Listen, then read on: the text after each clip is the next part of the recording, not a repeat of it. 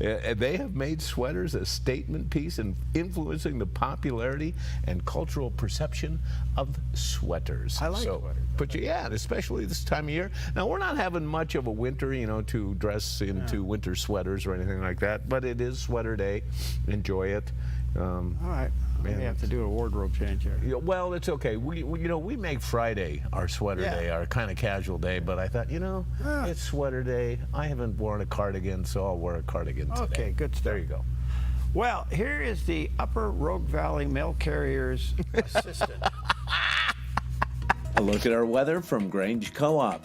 In northern Oregon and southern Washington, decreasing clouds gradually becoming sunny and calm with daytime highs in the low 60s for Vancouver, Portland, and Wilsonville, and near 59 in McMinnville.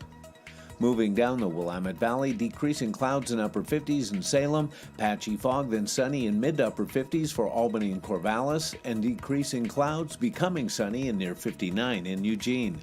In central Oregon, mostly sunny around Prineville with highs near 63. Sunny skies for Bend with a high near 60 and Sun River near 59. Mostly sunny over in Boise, Idaho with a high in the mid-50s. Along the Oregon coast, mostly sunny in Coos Bay with a high near 67 and Port Orford near 61. Sunny from Brookings down through Crescent City, California with highs in the low to mid-60s and a light and variable wind. In southern Oregon, patchy morning fog in Grants Pass, then sunny in upper 50s. Sunny in Medford with a high near 63 and Ashland near 67. And sunny skies for the Klamath Basin with highs in the low 60s. Into northern California with sunny skies around Wairika with a high near 60. Sunshine continues from Redding with a high near 77 through Chico near 68 and Sacramento with a high in the mid-60s. Sunny skies today across the Bay Area with daytime high temperatures in the low to mid-70s in Santa Rosa and Napa, near 68 in San Francisco with a light northwest wind, and a high in San Jose near 77. It's a snapshot of your Wednesday weather from Grange Co-op. A little bit of some haze out there this morning, and actually some fog in some areas. It's kind of like a thin layer of fog out there. It hasn't really formed into a full fog. Yeah. And I don't know if it's actually pretty clear sailing on the way in. Roads are in good shape. It's warm enough. No frost, no anything like that. So looking pretty good. All right. Well, listen, I decided to join Gary. You did on National Sweater Day? Yeah. Yeah. Oh, I like that. It's an Orvis. Well, I like Orvis. Anyway, you wore your sweater, so I went and got mine. Wait a minute. What? I didn't get one of those. You're not going to. Okay, then. Time for a little bit of encouragement, and this morning we have it from Pastor Jack Graham. We no longer live for the flesh, he says in verse 2. So as to live for the rest of our time in the flesh, no longer for the human passions, but now for the will of God. Verse 1, let me back it up. It says, whoever has suffered in the flesh has ceased from sin. It does not mean that we live sinless lives this side of eternity, but it does mean we seek to avoid sin. Why? Because Christ has changed and is changing our lives. We no longer live the way we used to live. Jesus died for us, and he lives in us, and he's coming for us. And now our desires have changed from the world to the will of God. And this is how we win over temptation and win over sin, because the will of God and doing what God has called us to do is so much better than the bondage of this world. All right, good stuff. Yeah. Jack Graham, he's quite the preacher. All right, good stuff. Let's take a look at some of the headlines at 10 minutes past the hour on this Wednesday morning. And, they avoided, let me say they didn't avoid, they actually ended the shutdown, the temporary shutdown. The vote came down yesterday, 217 to 214, and the president ended up signing it. The argument was over, here's what they did. It just shows you there is no business in the world that runs like our government. It is just crazy. So they pass 6 bills, and then they take 12 bills and they break it up into 6, and then they break it up into 5. And the one that gets booted around is the bill that will fund ICE. Right. And it was pulled out and put into a temporary hold for 2 weeks. So they reopened the government yesterday. By the way, several Republicans voted against the bill in the House. Yeah. But a lot of Democrats voted for it. Right. And it passed 217 to 214. Okay. So it gets the embarrassment off the president and gets the win away from Schumer. But Schumer does win here because the appropriation bill for ICE gets kicked out for 2 weeks, and it's going to come back for another argument. Exactly. Yep. I don't understand this, and it's just almost childish, you know. Oh yeah. But anyway, we'll see what happens. The only thing I can think of is that the president now has got the shutdown behind him, and does he have the votes to pull off funding for ICE in 2 weeks? That's a huge question. Yeah, I don't know. And how much pressure he's going to put on people. Now, the Republicans that voted against the bill in the House, I think were pretty principled. They were talking about a lot of things, and one of them was, yeah, we got to fund ICE. Yeah. Yeah. And so the president's in a shaky ground here. He's not in a good position. He did become a bully and say, vote for this and let's move on down the road. And he did it without a bunch of Republicans. Okay. Yeah. He did it with a bunch of Democrats. Yeah. Okay. So in some ways you can look at this, if you want to pull it apart, the Democrats won here. Yeah.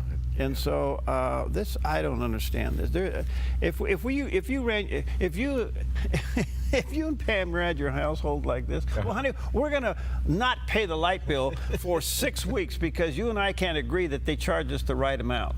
Yeah. Yeah. Okay. Gosh, how stupid. Be living in the dark. Well, in the meantime, Schumer, he weighs in, and this is some of the stuff that Schumer faces backlash over something that he said the other day, even though he wins this thing. But he put his foot in his mouth over the SAVE Act, the Jim Crow thing. Oh gosh, yes. And I can't believe he did this. I mean, this is worse than daytime television. Yep.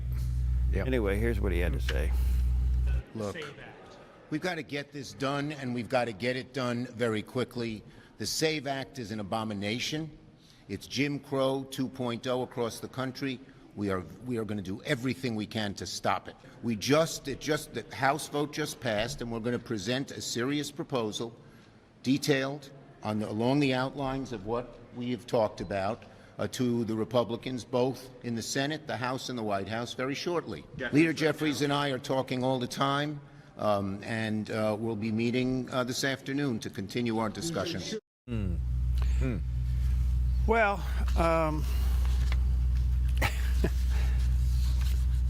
they won. Yeah. And how stupid is that? Yeah. Yeah. I don't know. We elect these people. All right, here's another one for you.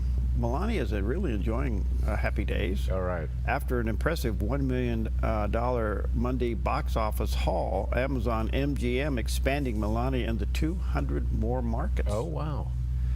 It's going to go on. And apparently this thing is just doing very, very well. It's not a movie, it's a documentary. It's well done. She was involved in almost every word of it. And it's a box office hit, and away it goes. Yeah. And Amazon said, "Hey, we're gonna expand this thing." Excellent. So all right. there she goes. Glad to see it. Yeah. And so she's not getting recognition on the the glamour magazines, Apparently not. Yep. while she's laughing at them, making more money by going around them. Yeah, they're the losers. Okay. Yeah. All right, that's some of the top stories this morning, along with other crazy things going on. We'll check out the Middle East and everything else coming up in just a moment. All right. Keep hoping, keep on shining, and they'll see it's light burning in your heart. And if the road gets rough, just keep your head up. Let the world see what you made of. Since 1934, Grange Co-op has been more than just a store. We've been a cornerstone of our community, owned by people like you. We proudly offer top quality farm and ranch supplies, including our own Rogue feed, as well as workwear, Western apparel, garden essentials, and pet care products. By signing up as a Grange Rewards customer, you not only enjoy exclusive benefits like special offers and 1% back on most purchases, but you also become part of something bigger, a cooperative that you own and help shape. Join Grange Rewards today. The Dove is shining with a brand new show, Season to Shine.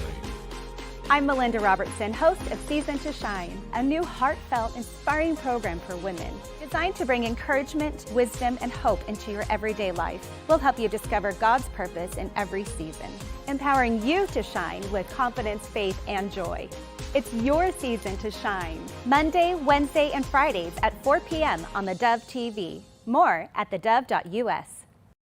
I'm just experiencing all this heartbreak and failure, and I just got hung up on this question. If there is a God, and He's good, why would bad things happen? Why would failure happen? Why would heartbreak happen? Why would all these things? Why wouldn't my dreams go exactly the way that I want them to? Every day I woke up and I said, God, if you're real, like, let me know, strike me with a lightning bolt, like whatever you do. And I got my answer. Thursday on the 700 Club, right here on the Dove TV. Hey, this is Ed, co-owner of Visiting Angels.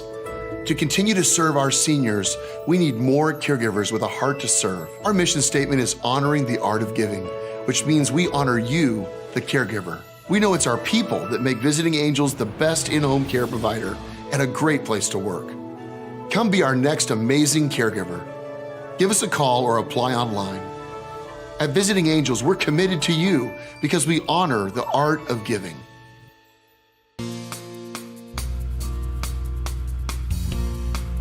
Okay, welcome back. Happy Wednesday to you. 18 minutes past the hour. We just learned it was sweater day, so we went and did a wardrobe change. Yeah, it's kind of cash around here today. Yeah, kind of cash. Yeah, not bad. Well, we live in an interesting state. Yeah. A federal judge in Oregon has temporarily limited the federal officer's use of force on peaceful protesters outside the Immigration and Customs Enforcement building in Portland, including can't use spray anymore. Tear gas. Tear gas. Yeah. I don't. Okay, so this is a federal judge who appointed this one. Okay. Yeah, I always wait for that, Perry, because usually the stories these days, especially when it comes to a district judge weighing in, or a federal judge in this case, we always hear who appointed them. And that tends to explain a few things, doesn't it? It does, but there's something fundamentally wrong here, and that is the mob is winning, and mob rule is winning here, and ICE has been demonized by the left. Right. And I don't know what to tell you, folks. I don't know. I better keep my mouth shut. The only thing I can say is hopefully you have enough sense to see through some of this stuff. Yeah. And I would say the federal judge there probably, can that be appealed? Are you telling me a federal building cannot be protected by federal people? Right. And that's what they're saying. Right. They're saying you protect it, but don't try use tear gas. Don't try break up the crowd in that way. And of course, we look at the hypocrisies involved in this. I know that there have been some people charged in the church incident in Minneapolis, but I keep reading stories about the kids that were in the church and how they were traumatized, how they were crying throughout the whole ordeal, how people were being, protesters were in the face of worshipers yelling, "You're not Christians, you're not," and all these accusations, and the protests have continued outside that church the last couple Sundays, so it hasn't stopped. So think about the remedy here. The remedy is an all-out force shutdown. And does that play into their narrative? Yes. That the government is out of control and exerting too much authority. Yes, it does, unfortunately. We've gone upside down. Right is wrong and wrong is right. Okay. Yep. All right, let's take a look at the satellite image. Here's what's happening on the weather scene. We have some weather around us, and that big system offshore is now counterclockwise, pushing everything to the north of us. If you look carefully at that picture from about the north end of Oregon all the way down through California, that high pressure ridge is still there, and it's just really pushing things around. And we got big systems that are being pushed around too. It's amazing. Anyway, Lord have mercy and break up the high pressure. We need some rain. It's getting very serious out there. What was starting to be a good season is ending up to be a bad season as far as skiing is concerned. And now people, the fire people are gearing up for a bad season. So hopefully not.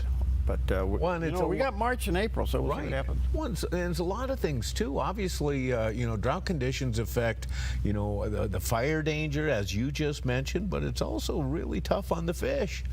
They got to have some water on their backs to get up those rivers. Yeah, right. And the temperatures are not good. Yeah. Okay. Well, all right, so much for all that. All right, looking back over at Iran, we know that the trouble in Iran has been puzzling because the president has mentioned we have your back. And we're still kind of waiting to see what that means, if it means anything. And there are discussions going on. And with that in mind, U.S. NATO Ambassador Matthew Whitaker joined Newsmax's Bianca across the nation. And he says it's a good thing that President Trump is talking to the Iranian regime.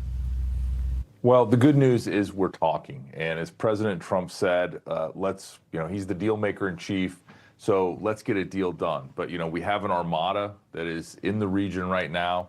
The president said that if they don't make a deal, that's going to be very bad for the Iranian government. And so I think we'll take it a day at a time. This is one of those things that President Trump always has a unique feel for these situations. He knows when people are working towards a result, and he knows when they're not. Remember, there's two absolutes. One, they can never have a nuclear weapon as the chief terror sponsor worldwide. And second, they need to stop killing their people that are protesting and want freedom.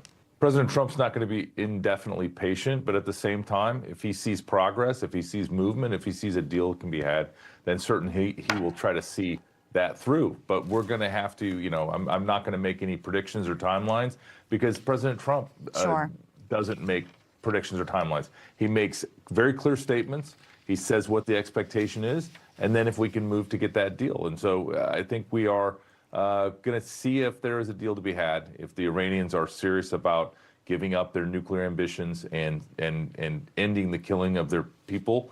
And if they are, then maybe there's a deal. If not, then obviously the consequences are pretty dire for them. Well, the deal breaker is giving up nukes. That's going to be the deal breaker. They have not done that. They don't want to do that. That's not in their thinking to do that. So what you're getting with peace talks is preparation time for war. And so I don't want to see that. Not at all. The war's not a good thing. But you're dealing with a regime that's never told you the truth and never upholds a deal. Their record is zero on fulfillment. You know what's interesting about this, Perry, too, especially the revolution in the streets, that part of it. Oftentimes we see when it gets to this extent where there's so many people, so much of the population involved in the protest, oftentimes it softens the minds of the military who's enforcing for the regime. And sometimes they start stepping across the line and they start joining the protesters. But not this group. This military in Iran seems pretty hardcore. As you've mentioned, they not only are shooting people down in the streets, they're going into hospitals. They're putting live people into body bags. They're killing people in the hospitals. So there seems to be a real hardcore a divide between the military and the people. Well, Whitaker said something there, and I don't know if it's just him explaining it or was it the actual order. He said the president has two goals, no nukes, and then stop killing your people. Exactly. Why isn't that reversed? I don't know. That's a great question. Why isn't stop killing your people? And then no nukes. But the point being is, if we go in there and stop them from killing their people, doesn't that give you a leg up on taking the nukes out? I don't know. It's easy for us to sit here and arm wrestle this stuff, but the point being is that you're dealing with people that just don't deal. They lie, they cheat, they're evil, they want to kill you. They have no incentive to do what you want. None. In fact, their whole history is to dominate in spite of what you're saying and doing. So are we reaching this point? Is President Trump saying, all right, I'm going to do everything to give you guys a chance? And that seems to be his motive at the moment. Okay. I'm going to give you everything. We're going to talk. We're going to sit down. We're going to negotiate. We're going to put everything on the table. If you walk, then things change. Yeah. But he can tell the world, we tried.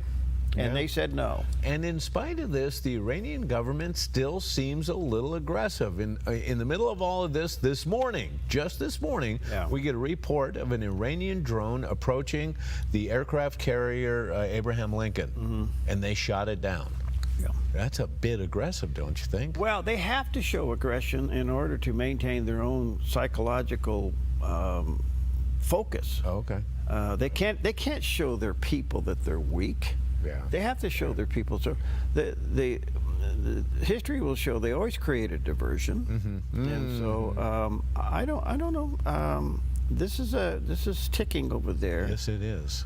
The world is in complete chaos, and it's very biblical. And I don't say that to just sweep everything off the table, but we're in a time where it's very biblical. And the question is, you know, do you really want to understand this, or is it just white noise in your ears and you hope it goes away? You know, but what's happening in Iran is serious. We have quite the deployment there, and in the meantime, we got serious things going on in our own country. And if this mob rule stuff doesn't get put down, we're heading for civil war, and it's not going to be pretty. Right. And my biggest complaint about everything right now, I only have one complaint: slow justice. And something is wrong here. We talk about indicting people. Right. We talk about, well, we're going to do this, we're going to do that. Not one person has gone anywhere to serve any time for anything that's been done. Yeah, good point. Yeah. And the problem I have now is my focus is on what happened in St. Paul, Minneapolis with the church. Yes. You just mentioned it. Yeah. If that isn't dealt with forcefully, every church in America is vulnerable. Yep. Yep. And that's the times in which we are living. Are you prepared to defend what you believe? Are you prepared to suffer for what you believe? That is not bad news. It's reality. And the question I have here is, if we don't do something quick, if the DOJ doesn't absolutely quickly prosecute somebody on that deal, oh my stars. Yes. Then the lawlessness is winning. Right. Yeah. Ecclesiastes is very clear, and I'm going to paraphrase. All right. Quick justice, or there is no fear of law. Yeah. Yeah. Okay? Yes. We don't have it.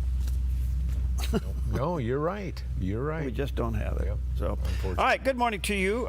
We do have, what is today's food? Well, we are wearing our sweaters and we're eating homemade soup. It's a great combination, don't you think? Yeah, sweaters and soup. Peggy's chicken soup. Okay. Chicken noodle soup. Love it. Yeah. It'll cure anything. All right. Anything. And we need a cure. It might even fix your broken leg. Does it mend broken titanium? I don't know. It's kind of cute to see you when he's wearing one Keds.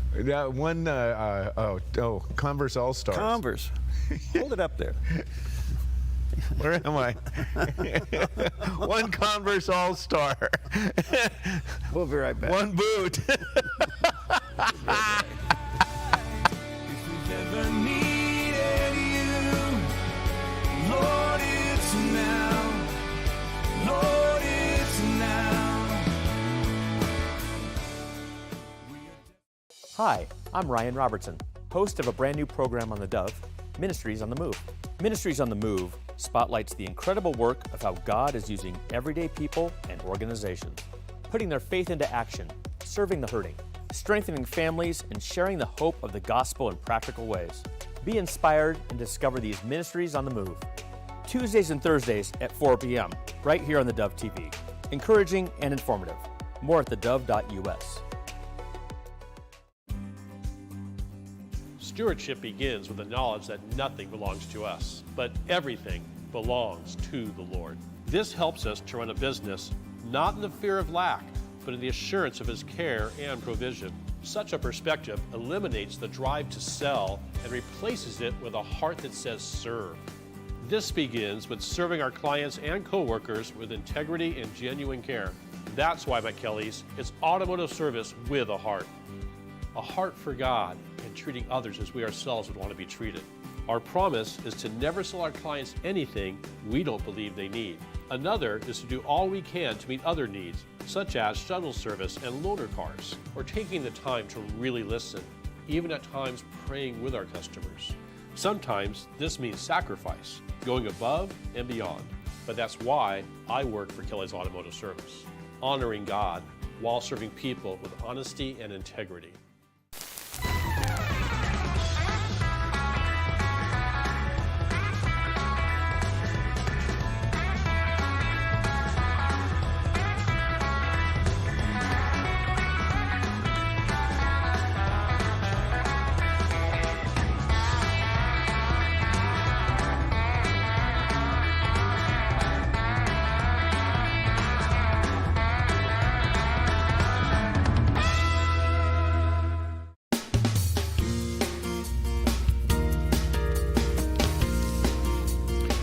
Okay, welcome back, and a lot going on in the news. Let's check in with CBN Newswatch and find out what's going on in the Middle East. This is CBN Newswatch. We begin in the Middle East, where the U.S. is preparing for negotiations with Iran and for war against the Islamic Republic. At the same time, while Israel and the Middle East wait to see what happens next. CBN Middle East correspondent Julie Stahl brings us that story from Jerusalem. President Trump is urging Iran to abandon its nuclear program and make a deal. I'd like to see a deal negotiated. I don't know that that's going to happen. Right now, we're talking to them. We're talking to Iran, and if we can work something out, that'd be great. And if we can't, probably bad things would happen. According to Iranian media, the country's president has ordered the start of talks. Trump's special envoy Steve Witkoff is due in Israel on Tuesday for talks with Israeli Prime Minister Benjamin Netanyahu before a potential meeting with the Iranian foreign minister later in the week. In an address to the Knesset, Netanyahu said there are challenges ahead of Israel. More testing awaits us, but we're vigilant and prepared for any development. We're monitoring the situation and are ready for any scenario. Anyone who attacks us will face unbearable consequences as far as he is concerned. Despite the talk of negotiations, the U.S. and Israel are preparing for war. On Sunday, Israeli naval vessels and a U.S. Navy destroyer held a joint exercise in the Red Sea arena. In Gaza, Israel reopened the Rafah crossing with Egypt on Tuesday, allowing people to cross but not any goods. The Times of Israel published a decade-old photo showing a Gaza doctor wearing a Hamas uniform. Israeli news, Kan, reported that Hamas's leadership sent a secret document to the organization's officials in Gaza ahead of the installation of a new government. It revealed how Hamas plans to continue ruling and managing the Gaza Strip, despite Trump's plan, which calls for the complete disarming and dismantling of Hamas. Avi Abelo says both Iran and its proxy Hamas are employing an ancient Islamic tactic to buy time and rebuild their strength.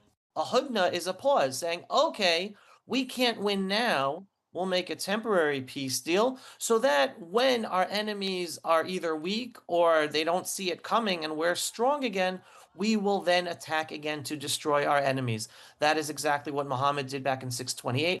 He says the West needs to understand that the only way to deal with jihadi ideology is to defeat it. This is a society that's at war to not only destroy Israel, but jihad is about taking over the world in the name of Islam.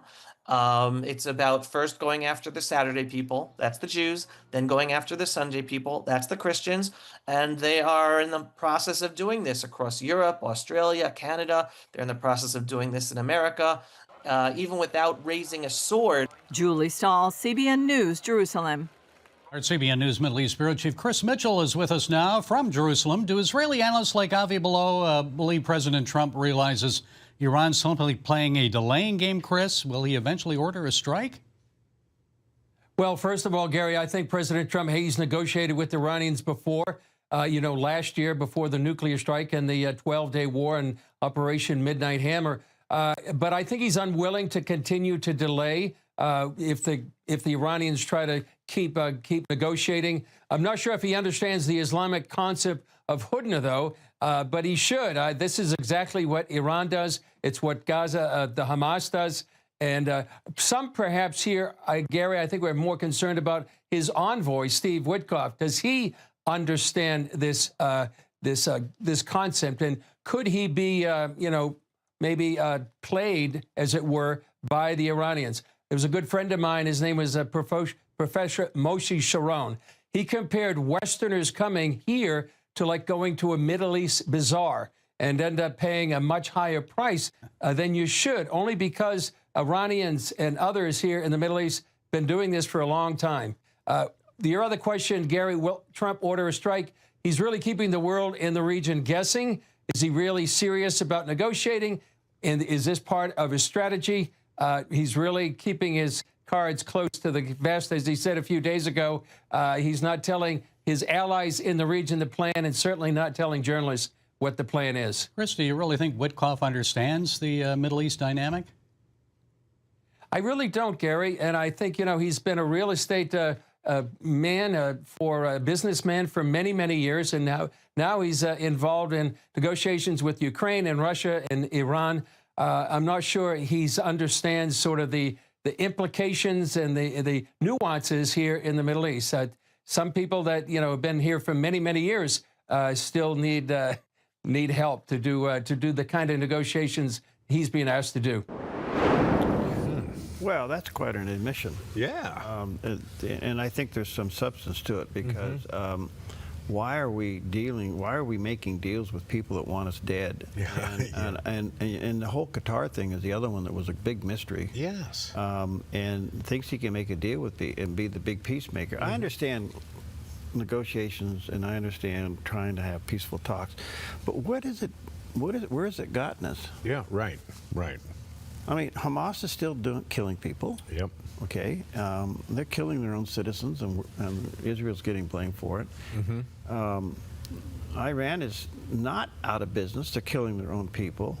What in the world do we think we're going to get from a radical Islamist? Yeah. I don't know. That has, 5,000 years of hate. Yeah, there were some interesting comments from Chris Mitchell, don't you think? It is, and that's a little bit out of the box for Chris. He usually doesn't go down that road. No. But, okay, interesting stuff. Yeah. All right, here's a guy that's always on the road. A look at our weather from Grange Co-op. In northern Oregon and southern Washington, decreasing clouds gradually becoming sunny and calm with daytime highs in the low 60s. For Vancouver, Portland, and Wilsonville, and near 59 in McMinnville. Moving down the Willamette Valley, decreasing clouds in upper 50s in Salem, patchy fog, then sunny in mid to upper 50s for Albany and Corvallis, and decreasing clouds becoming sunny in near 59 in Eugene. In central Oregon, mostly sunny around Prineville with highs near 63. Sunny skies for Bend with a high near 60 and Sun River near 59. Mostly sunny over in Boise, Idaho with a high in the mid-50s. Along the Oregon coast, mostly sunny in Coos Bay with a high near 67 and Port Orford near 61. Sunny from Brookings down through Crescent City, California with highs in the low to mid-60s and a light and variable wind.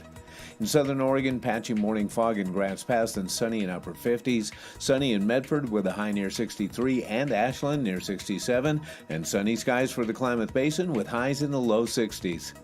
Into northern California with sunny skies around Wairika with a high near 60. Sunshine continues from Redding with a high near 77 through Chico near 68 and Sacramento with a high in the mid-60s. Sunny skies today across the Bay Area with daytime high temperatures in the low to mid-70s in Santa Rosa and Napa, near 68 in San Francisco with a light northwest wind, and a high in San Jose near 77. It's a snapshot of your Wednesday weather from Grange Co-op. All right, there's a little bit of our backyard. It's got kind of a foggy haze to it this morning. Kind of interesting. Yeah. We'll see how it goes. All right. Well, many immigrants have passed through New York Harbor, and a very special ship filled with many of them arrived on this day in history. On February 4th, 1946, the SS Argentina arrived carrying 452 British war brides, 1 war groom, and 173 children, the very first wave of what became known as Operation War Bride. They had left Southampton, England just a week earlier, part of an Army-coordinated effort to reunite American service members with the spouses they married overseas during World War II. Life magazine captured the emotional voyage, noting the women and children eagerly enjoying long-missed treats like oranges, bacon, eggs, and chocolate, small comforts after years of wartime rationing. The New York Times called it an arrival unlike any New York had ever seen, dubbing the Argentina a true bride's ship. And this was only the beginning. In the months that followed, nearly 300,000 war brides and children would make the journey to America, helped by the newly passed War Brides Act, a law designed to bring families together after the war. A new chapter was beginning, one built on love, sacrifice, and hope. Sounds like a lot of servicemen, not everybody was fighting. That was my next question. What were they doing over there? I don't know, but they brought a lot of them back with them. So, foreign immigrant brides. Yeah, and I think a lot of them were English, but I'm sure there were others. They as automatically became citizens. Yeah, well, they come. Yes, yeah, they get. They were married to an American. Exactly. Yeah. Wow. Isn't that interesting? Interesting. I didn't know about that. There you go. Well, so, and what was your assignment over there? What were you doing? You're on the front lines doing what? Okay, anyway, David Rubin, the Rubin Report, quite an interesting show. I don't know if you ever pick it up now and then, you know. Anyway, he plays this clip of Don Lemon on his show back in 2014 from his show, Don Lemon's show, when actor Morgan Freeman kind of taught him a lesson about racism. I remember this. I love this. I'm glad we have it. Here it is. Yeah. Where were you born? Me? Yeah. Baton Rouge, Louisiana. Baton Rouge Rouge General Hospital. Baton Rouge. There you go. Louisiana. I was born in Memphis, Tennessee. I had a long haul from where I came from to here, but here we are. Right. So the proof of the pudding is in the eating, and here we sit at the dining table. But it's hard to, when you say that to some people, because they say, oh, there you go with a pull yourself up by the bootstraps thing, and, you know, you're just being respectable. Not everybody can do that. Everybody can. Everybody doesn't. Courage is the key to life itself. There are a lot of people who are born in situations where they say, well, I'll never get out of this. So they won't. I say to people who say, well, I would like to have done so and so and so. So, well, you could have done it. So, well, I couldn't get out of here. Man, the bus runs every day. You're exactly right. Yeah. If you can conceive it in your mind. If you can think of it, you can do it. That's the human condition. If we can imagine it, we can do it. Right. You think that race plays a part in wealth distribution, or either a mindset that you can't or Today? cannot? Yeah. No. You don't? No, I don't. You and I, we're proof. Why would race have anything to do with it? Put your mind to what you want to do and go for that. It's kind of like religion to me. It's a good excuse for not getting there. Yeah. You know, I said, and it's probably get me in trouble, but I said to some of my colleagues recently, so I know that it's an issue, but it seems like every single day on television I'm talking about race, and it's because of the news cycle, it's in the news, but sometimes I get so tired of talking about it, I want to just go, this is over, can we move on? And if you talk about it, it exists. Right. Yeah.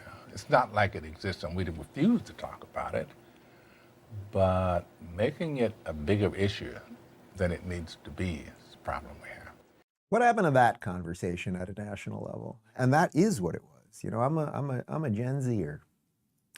You know, when I was growing up in the 80s and 90s, nobody cared about race. I know that if you're younger, that might be a little hard to believe, but it was not cool to be racist. Nobody cared about it. It was nobody, the hate, this like bigoted hate thing that now has become the main commodity, largely of the left and the media and the elites, Nobody was into it. That's true. Yeah. Yep. Well, there's one lecturing the other. That's maturity versus immaturity. That is honesty versus an agenda. And Don Lemon now showing up in a church yelling and screaming at somebody that you're not really a Christian and I am, and he's there disturbing their Christian worship. Give me a break. Right, right. You know, these people are just, well, aside from being crazy, what's motivating them is evil. And you have to be honest with that. That's not being disrespectful. It's just being realistic. They're anti-God, and when you're dealing with people that are anti-God, you really have to be careful. This is the wise as snakes and harmless as doves, and sometimes and their whole motive is to provoke you to blow. And the moment you blow, they win. Right. That's their motive.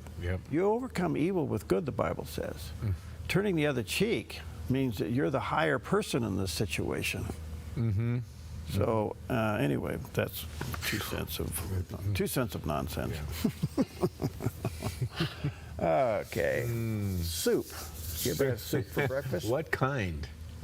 You ever had soup for breakfast? I have. Yes.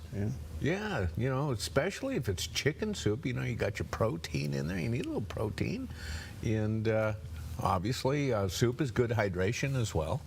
You know, so yes, I've had soup for breakfast. Well, on this Sweater and Soup Day, have soup for breakfast. Okay. We'll be right back. Why not? Okay.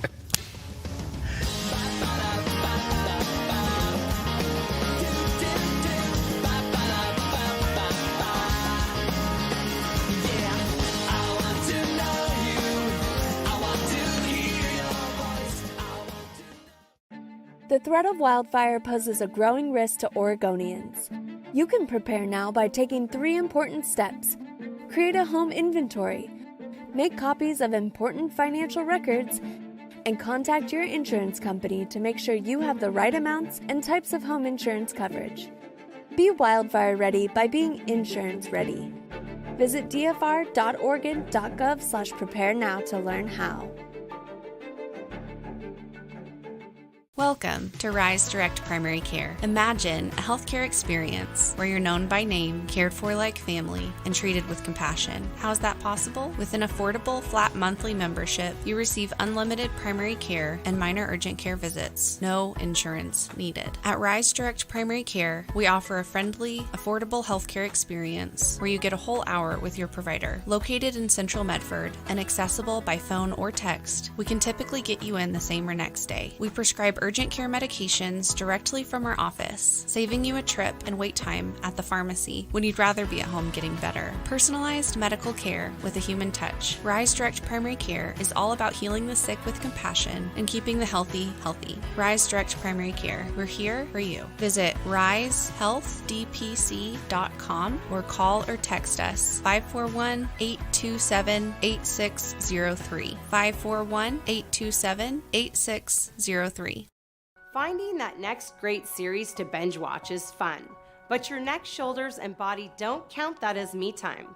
Hi, I'm Tamara Miller, owner of Organic Element Spa, and I invite you to put down the remote, get off the couch, and schedule yourself some real me or we time with your favorite service, like one of our many massages, couples massages, or facials. Your health, safety, and comfort are always top priority with us at Organic Element Spa. We can't wait to see you. Book your appointment today. All right, 10 minutes before the hour. Welcome back. Yesterday I had former Congressman Jim Renacci on. He is a Republican from Ohio. Interesting guy, car dealer, quite the entrepreneur. Goes to Washington for 4 terms as a congressman and really has a great perspective. He's a frustrated guy. He said, look, Washington is the only thing that moves at its own pace with all of its own rules. The business world does not even come close to this. And so I asked him about the funding bill, which apparently, you know, the president signed it last night. But I asked him, what do you think is going to happen? And here's what he said. Well, to give Congress credit, especially the House, they passed 6 appropriation bills. There's 12 appropriation bills in total. 6 were passed, went fully through the House, got approved by the Senate, and the president signed those. Now you have 6 remaining. Again, I'll give credit to the House. They passed them, moved them over to the Senate, and then the Senate said, well, wait a minute. DHS funding is a problem. We want to see some changes.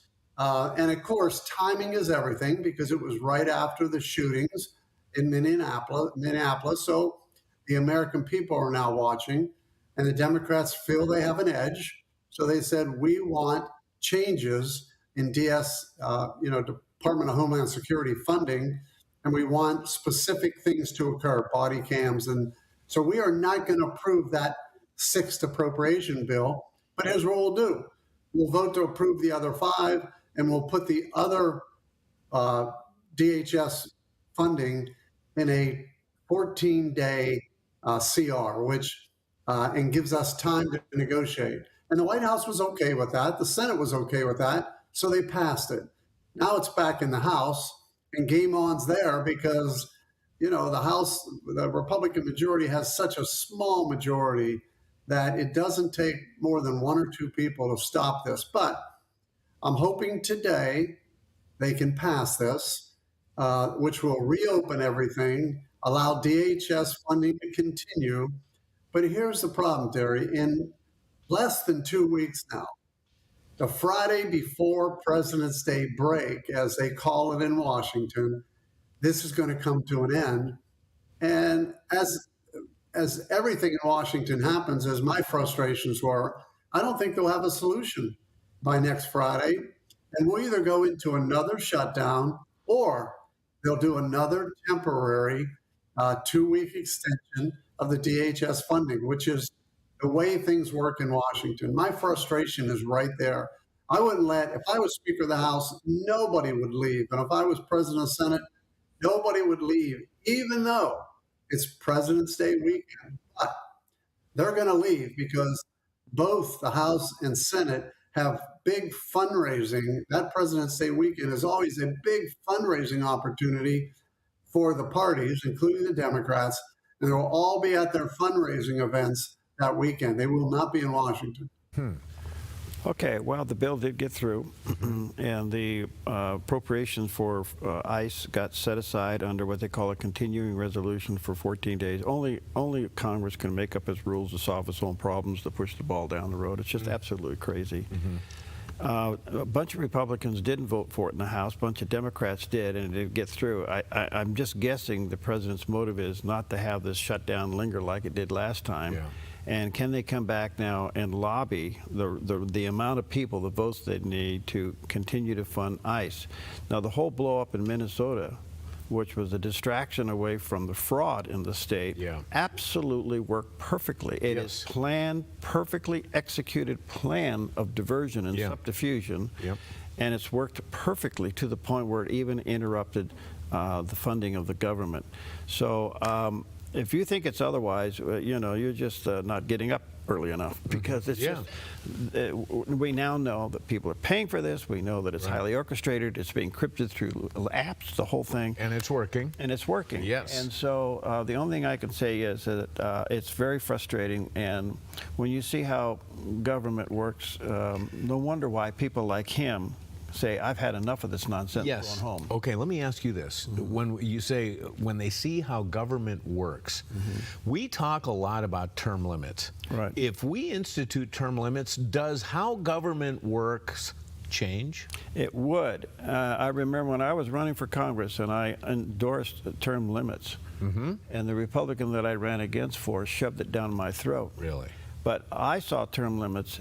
In fact, you cannot be a student of history and go back and see why we have the form of government we have, which is a citizen's government based upon it's kind of like going to the military. You go in and do your time, serve your country, and come out. Right. You go to Congress, you serve your time, you serve your constituents, and you get out. Exactly. You don't turn it into a career. Yep. And that's where everything kind of got messed up. Yep. So that's my 2 cents. Hey, I got a good one. When Terrence Smith of Omaha, Nebraska, signed up to row solo across the Atlantic Ocean, she had one small catch. She had never been in a rowboat. Oops. Last December 14th, Smith pushed off from the Canary Islands, determined to become the first American woman to compete solo in the world's toughest row, one of the most grueling endurance races on Earth. 46 days, 3 hours, and more than 3,000 miles later, she arrived in Antigua on January 29, 2026, rowing alone across the Atlantic Ocean. Smith finished first in the women's solo category and 5th overall among women, an extraordinary result for a first-time rower. Along the way, she documented life at sea from the middle of the ocean, sharing honest reflections about fear, exhaustion, and perseverance. Her message was simple: growth comes from discomfort. By taking on the unknown, Taryn Smith proved that courage isn't about experience, it's about choosing to try even without experience. About that. She learned how to row, I guess. I guess. Isaiah 46:4, great verse for you today. Even to your old age and gray hair, I am he. I am he who will sustain you, and I have made you, and I will carry you, and I will sustain you, and I will rescue you. That's for us old people. Amen, brother.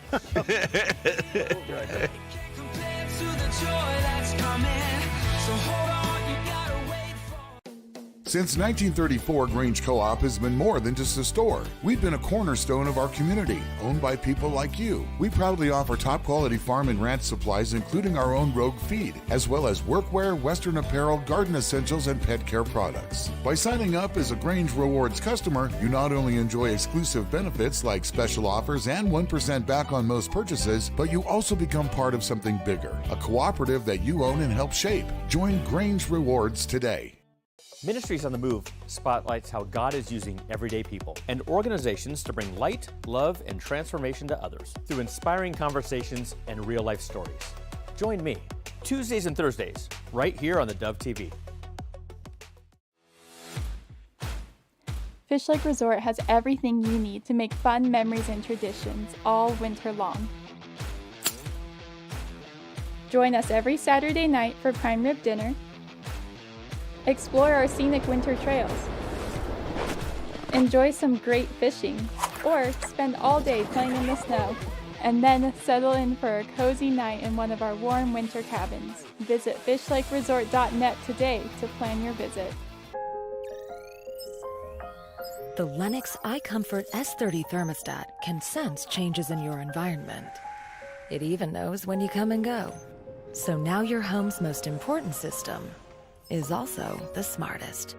Metal Masters can give you the smartest home comfort system available. It knows when you're away and adjusts when allergens and humidity get uncomfortable. Trust Metal Masters to provide perfect air for your family. Lennox, air is life. Make it perfect. A ministry moment on the Dove. If you are tired, that means I get fed up. I am tired of living the way I'm living. If you're tired from carrying heavy loads, if you're not tired of trying to solve all the problems by yourself, Jesus can't help you. So let me ask you, are you tired? Are you tired of running on empty? Are you fed up with the emptiness that you've been feeling in your life? And are you willing to do something about it? As I said, we don't change until we feel the heat. You have to come some point in your life where you go, I have had enough. I refuse to live this way any longer. A ministry moment on the Dove. You're watching the Dove TV, encouraging and informative for Redding and the North State. Seen on KRDT 23, KDRC 26, Channel 16, Channel 29, and these Dove TV affiliates. Good morning. You're tuned to the Dove, encouraging and informative, helping Oregon, Northern California, Idaho, and Nevada start the day with news and encouragement. This is Mornings on the Dove. Well, good morning to you. Welcome to Mornings on the Dove. This is where Jerry gets his kicks. Yep. The rest of us just help him get the kicks. Keep shoveling them on. Yeah. So, happy Wednesday to you, the 4th day of February. And, gee, we're heading towards Valentine's Day, President's Day. What else is going on? Winter Olympics start today. Opening ceremonies on Friday. Yeah. Yep. So anyway, good stuff all the way around. Good morning to you. A lot in the news. We'll get to that. Why are we dressed the way we are? We're still looking for work.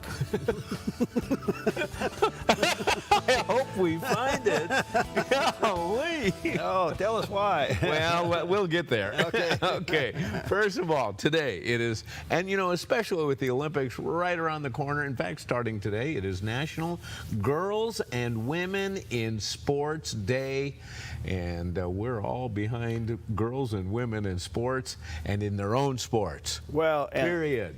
Kudos to the Olympic Committee keeping it that way. Yes, right. Yes. So far, so good. Yeah. We still have a little bit of trouble in this country. I mean, we still have some independent-minded collegiate officials who think that they're going to change Title IX in the meeting and everything else. But again, we scratch our head in bewilderment, wondering how can anybody think it's fair for boys to compete against girls? It's just crazy. It's nuts. And by the way, on the flip side of that, what? Why are girls becoming boys to play in the NFL and playing in the NBA? Oh, come on. Why not? Well, yes. If they could, they would. See? Yes. If they could, they would. It's all about feelings. It's not about natural law. So anyway. And you just deny the biology if you try to think anything else, other than, it just can't happen that way. Yeah. But anyway, so our hats off to all girls and women who are participating in sports. Go get them. Continue. I got 6 granddaughters, and boy. Granddaughters. Yes. And I'm sitting on the pines again now. You do it with your kids. They grow up in sports, and you travel around with them. 6 granddaughters. All 3 of your kids have a lot of weddings to pay for. Yeah. Oh, boy, that's a great point. Yes. I mean, that alone. Oh. Now, the only thing I can say to your 3 kids, your 2 boys and Jenna, yes, they all have girls, right? Yep. Everybody's got a girl. Okay. Yep. At least one. Okay. Don't buy a horse. Don't buy a horse. Yes, you're right. It's more expensive than wedding in college. Yes. Just don't buy a horse. Absolutely. Okay. That's great advice. I stand behind that. Okay. 100%. Right. It's also one thing to eat. National Homemade Soup Day. All right. And is it true? They say that, soups can offer medicinal properties. What was once considered a wives' tale, chicken soup, now has the backing of the scientific community. Mm-hmm. They say the chicken soup helps relieve the symptoms of the common cold. So how does it do it? Well, scientists believe that a bowl of soup may reduce inflammation of the lungs. It's thought that chicken soup slows down the activity of white blood cells that cause that inflammation. So there is something very scientific about it. And but chicken soup, boy, how do you pass up on that? That is wonderful stuff. And especially on a winter's day, wearing your sweater. Oh. Because guess what? What? It's National Sweater Day. That's why we're all decked out. Yes. Did you know that the term sweater, the root word in sweater is what? Sweat. That's right. The term originated from the sport of rowing in the 19th century, where athletes could wear knit garments to keep warm while exerting themselves, leading to the slang term sweater. And the first modern sweaters were created in the early 20th century, thanks to advancements in knitting that allowed for more tailored and comfortable fits. And the most expensive sweater is almost $6,000, designed by actresses Mary Kate and Ashley Olsen. Well, they were actresses, now they're designers, designing $6,000 sweaters. Right. Okay, have fun with that. And there are various types of sweaters, including pullovers, cardigans, sweater vests, and we're wearing cardigan and sweater vest here. And of course, there are some celebrities who wear sweaters that have helped put them on the map, including none other than Mr. Rogers. Mr. Rogers wore the cardigan. He wore cardigans that his mom made for him. We did that that's right. story. Yeah, That's we did that right. story. So anyway, put your sweater on, have some homemade soup, and enjoy this day. By the way, a little Olympic news. Yeah. We just found out that Lindsay is going to ski in spite of her accident. And she's skiing. She said, I'm going to do it. And she will compete in the Olympics despite her ruptured ACL. For a guy that's been there and done that. I'm in stunned disbelief. I ruptured my ACL. I completely severed it. Now, I don't know if she's completely severed or just ruptured. It just said ruptured. Okay. I don't know. I don't know how she's going to do it, but I'll be watching because they're attaining speeds of like 85 miles an hour on a ruptured ACL. Well, they're going to bandage that up pretty good. Yeah. You know. How many runs does she have to make? Do you know? Well, the downhill is you got to get from top to bottom. No, I know, but how many? I don't know how many events she's in.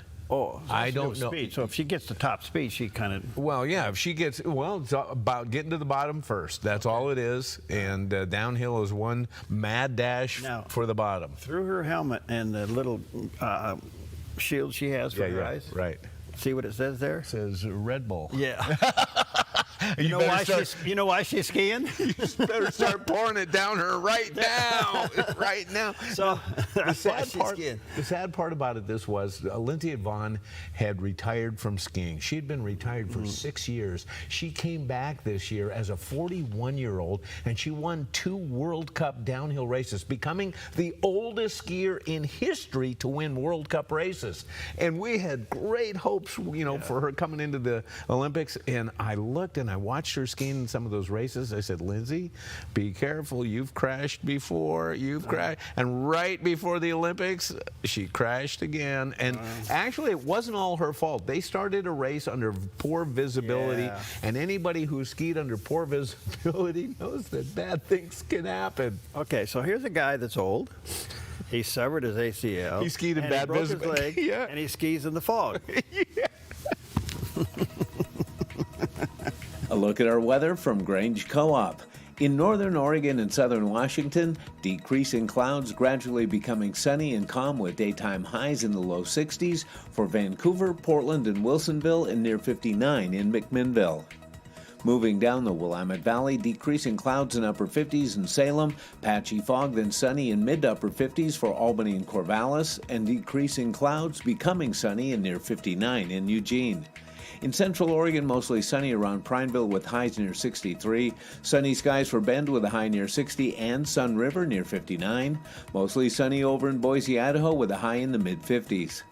Along the Oregon coast, mostly sunny in Coos Bay with a high near 67 and Port Orford near 61.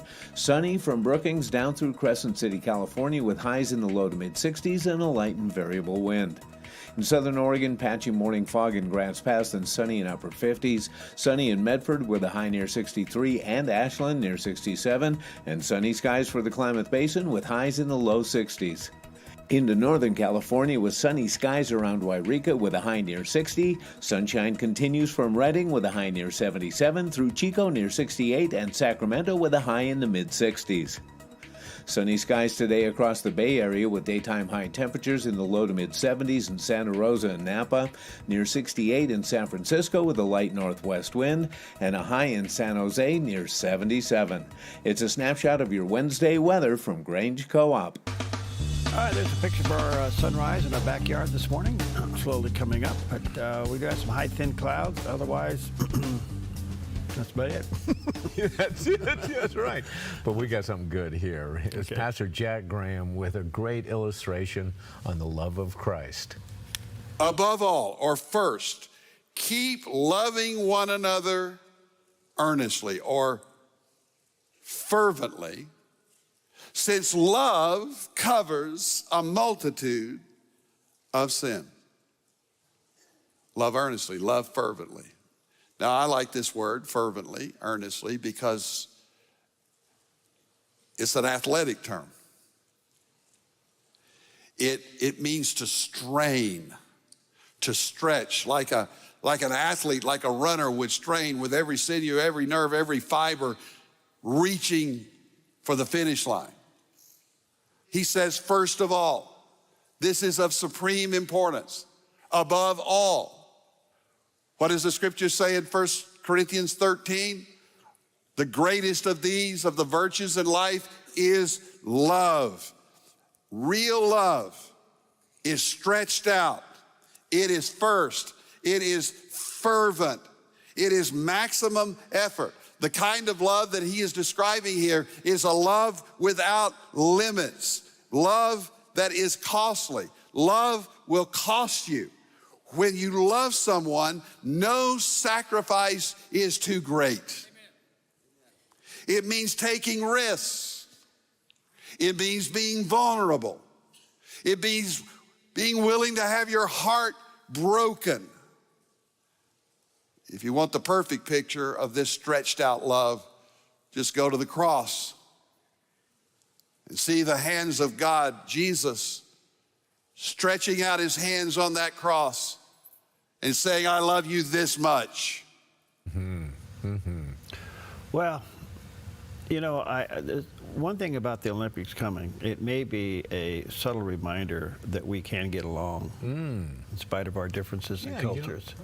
True. We can love one another. Yeah. So you're going to see athletes come together. It's just a great thing, and hopefully it's not politicized. Well, yeah, but you know where that's going to be tested? Wait till the U.S. hockey team squares off against Canada. Oh, baby, look out! Do we have a date on that one yet? Yeah, I don't. No, we'll see how that shapes up. But, oh, that could be interesting. That could be interesting. Yeah. Does Trump come to that one? Yeah, oh, boy. Yeah, I don't know. Think they'll let him in there into northern Italy? No. Yeah. If he's smart, he won't even get close to it. Exactly. All right, 11 minutes past. 11 minutes past the hour. Let's take a look at some of the top stories. And, of course, the big one late yesterday afternoon, the president did sign the spending bill yesterday afternoon after 4 days of a partial government shutdown. So they have ended the problem. The vote was very interesting. It ended up being 217 to 214 in the House. Now, here's the deal. A bunch of Republicans voted against it, and a bunch of Democrats voted for it. So it still passed, 217 to 214. With the caveat that the spending bill for ICE gets put into what they call a CR, a continuing resolution, for 14 days. And so in 14 days, they got to wrestle whether or not they're going to fund ICE or not. I just never thought that we'd ever see the day that any kind of law enforcement would become the enemy of people. Yeah. And I want to explain that, because that sounds like that could go either way. Right. But the point being is that people who are hired to enforce the law are the enemy of people who want to break that law. Of course. And so, but that's where we are. And so this is just absolutely crazy that we can take something like this and kick it down the road for, what's going to happen in 14 days? Oh, same thing. We're gonna start fighting, and you know. Yeah, I don't know. It could be that I don't know. I'll just keep my mouth shut on that. But the point being is that only government can do this. Yeah. So anyway, it's temporarily back open.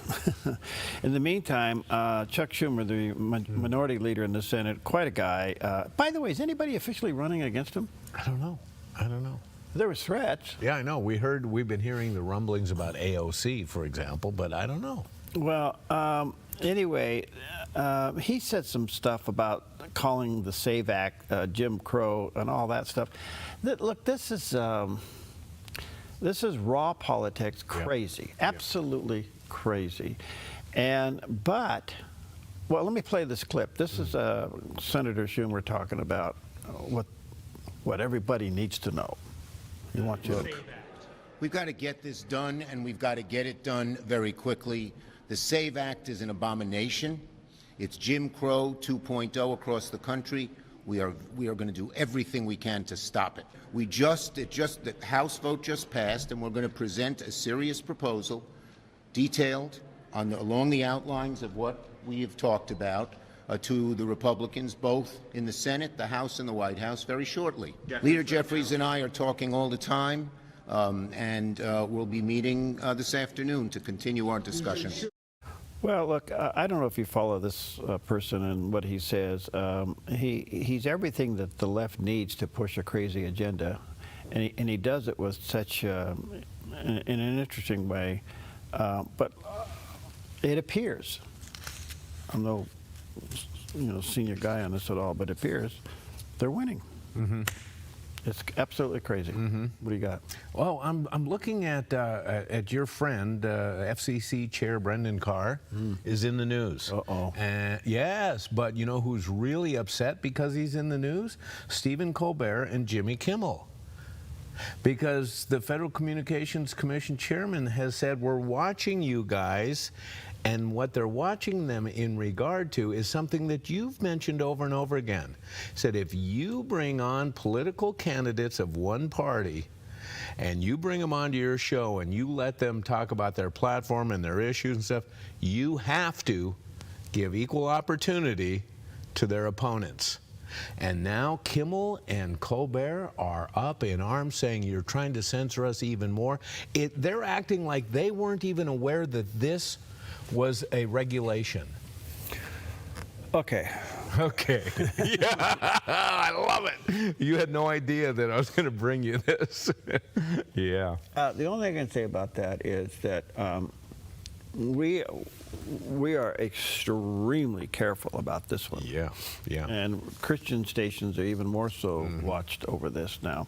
We have a lot of requests from candidates that want to get on the air. Okay? And the rule says if I'm going to have a candidate on, I have to provide equal time to the opposing candidate if they ask for it. Okay? Now, that doesn't mean I have to go out and get them. Okay, all right. But if the fairness doctrine comes back, yeah, it not only will I have to go out and get them and put them on, but if I mentioned anything Christian, I'd have to get opposing faiths to come on. We don't want that one at all. Right, yeah. I always say to the people that don't like what we say, go get your own radio station, go get your own television, say whatever you want to say. Yeah. I'm operating within the First Amendment here. Okay. So on these shows, these are still late night shows. Yes. On broadcast TV. Exactly. That's owned by networks. Yes. Okay, even though they may be simulcast on a cable system or on a satellite system, Right. they're still originating from a broadcast studio. And They're under regulated. the same rules. Yes. So here's the deal. If they're only going to propagate left stuff, right, then a smart right candidate would request time and see if they get on or denied. Right. At that point, boom, they're in broke the violation. law. Now check Yeah. this out. Yeah. They asked Brendan Carr about him viewing these shows to see if that was the case. I love this answer. Here's what he said. He says, well, I didn't get a chance to see Kimmel or Colbert live. I don't have difficulty falling asleep on my own. And so I do that without the aid of their programming. Yeah. But I think we need to understand, we're a little over time here, but there's a part of this that really to me is, forgive me, but I deal with this stuff, it wears you out, okay? And that is that all of our laws are being stretched to a point of breaking. So the institutions that are left under some form of regulation get regulated more as somehow the solution of the problem of those who break it. And that's what we face with as broadcasters. Man, it just wears you out, and it's very expensive to defend. Oh, no doubt. Okay. Yeah. All right, so much of that bloated. Okay, sorry. Let's go back to Melania. Her documentary was an absolute hit, and it continues to be. Amazon, $1 million on the Amazon release the first day. They were pretty excited about it, and so much so that they're adding another 200 more theaters. Wow. So she can't get on the cover of a glamour magazine, so she goes out and creates her own documentary. Yeah. And gets more money for it. Oh, whatever. Yes, this is wonderful. Yeah, it's quite a deal. I haven't seen it. I'd like to see it. I really wish I'd like to go see it if I had time. Okay, so much for all that. I have a question really quick. You know, the Academy Awards has a special category for documentaries. What do you think? What do you think? Good question. We'll see. I guess we'll see, huh? Wow. I don't know. Okay, if she's nominated, will she go? Oh, my goodness. Wouldn't that be a scene? That could be a setup.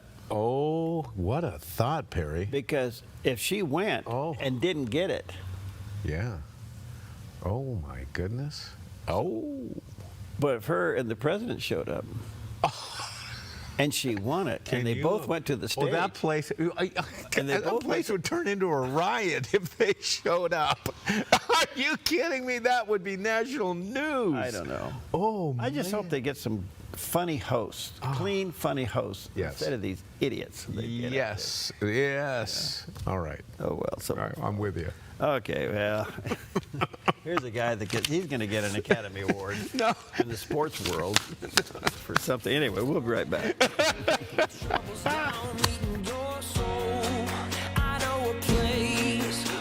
mercy flows.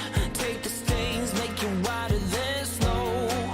Like a Since 1934, Grange Co-op has been more than just a store. We've been a cornerstone of our community, owned by people like you. We proudly offer top-quality farm and ranch supplies, including our own Rogue feed, as well as workwear, Western apparel, garden essentials, and pet care products. By signing up as a Grange Rewards customer, you not only enjoy exclusive benefits like special offers and 1% back on most purchases, but you also become part of something bigger, a cooperative that you own and help shape. Join Grange Rewards today.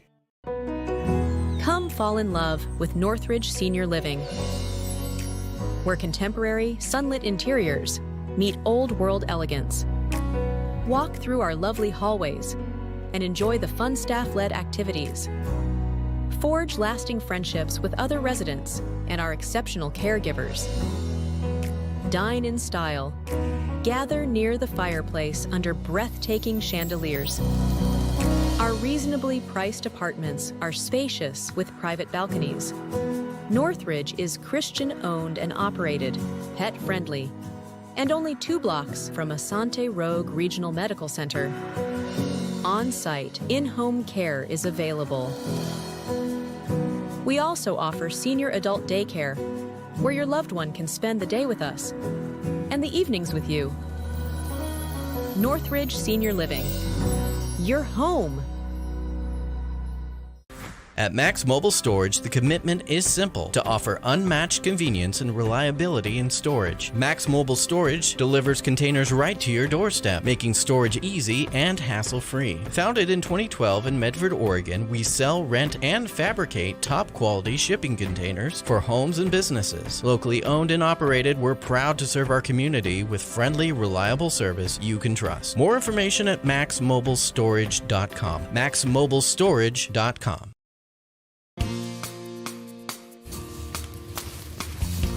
22 past the hour on a Wednesday morning, and we need some rain. Yeah. It's getting quite serious here, and but we're putting a lot of pressure on March and April, to produce.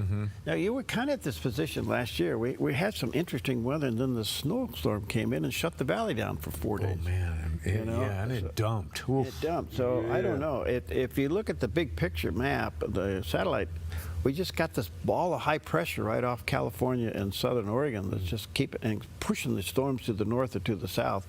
If we can just break that ball up, So, Lord, if you just put your finger down there and do a little twisting. Yeah, and you mentioned last winter, we had quite a winter last year. My bridge went underwater.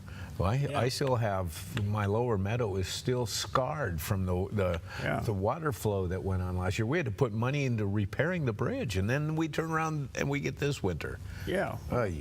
We need some rain. All right, some backyard news, additional. Portland being kind of an interesting place. I don't know what's happening to the Portlanders up there. But a federal judge in Oregon has temporarily limited federal officers' use of force on peaceful protesters outside the ICE building in Portland. In other words, they can't use tear gas. They can't do anything. They just stand there and take it. Right.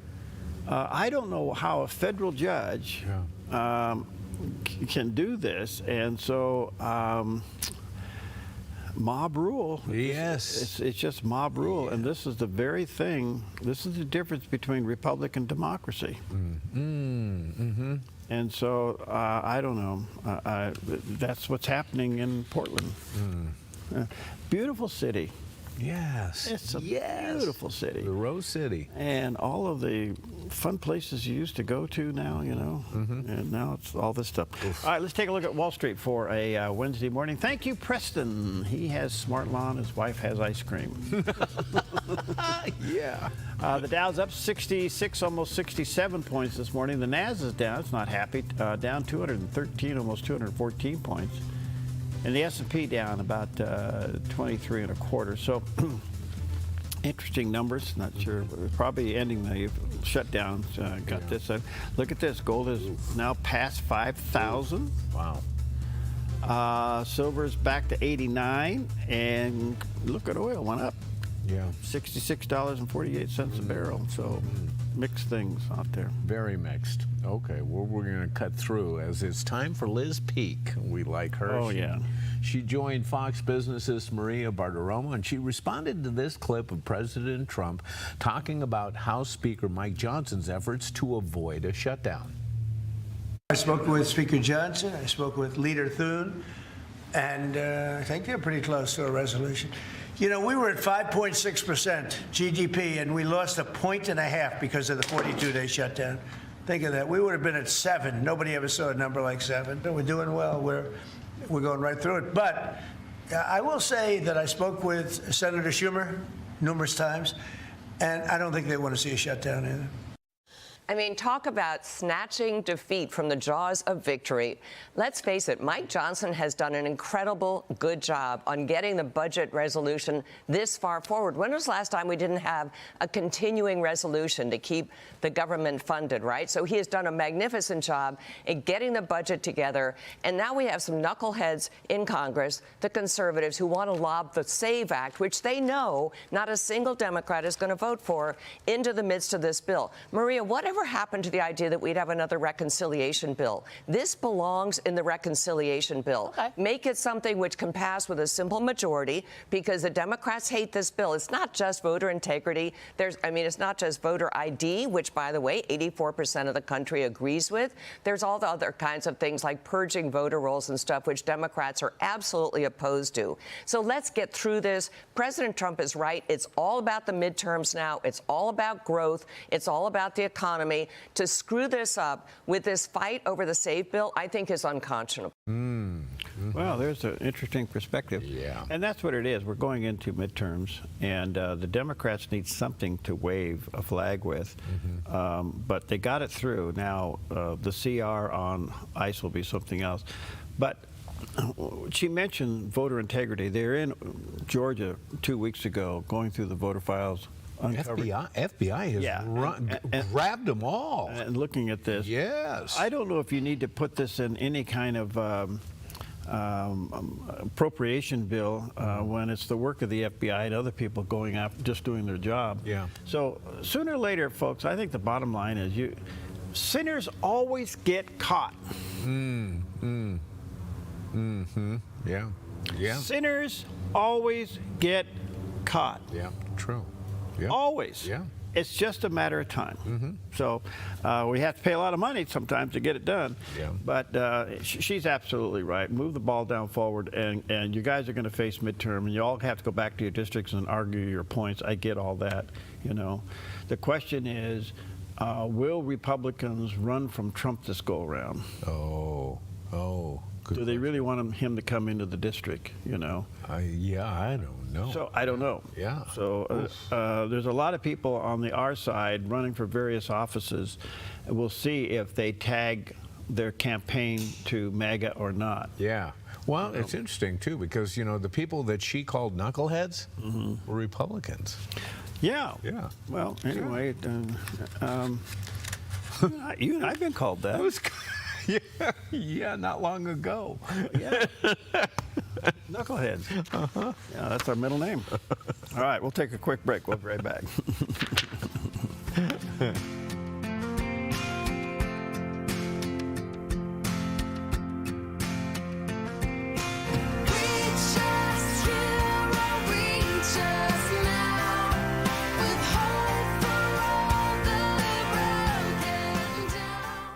Finding that next great series to binge watch is fun, but your neck, shoulders, and body don't count that as me time. Hi, I'm Tamara Miller, owner of Organic Element Spa, and I invite you to put down the remote, get off the couch, and schedule yourself some real me or we time with your favorite service, like one of our many massages, couples massages, or facials. Your health, safety, and comfort are always top priority with us at Organic Element Spa. We can't wait to see you. Book your appointment today.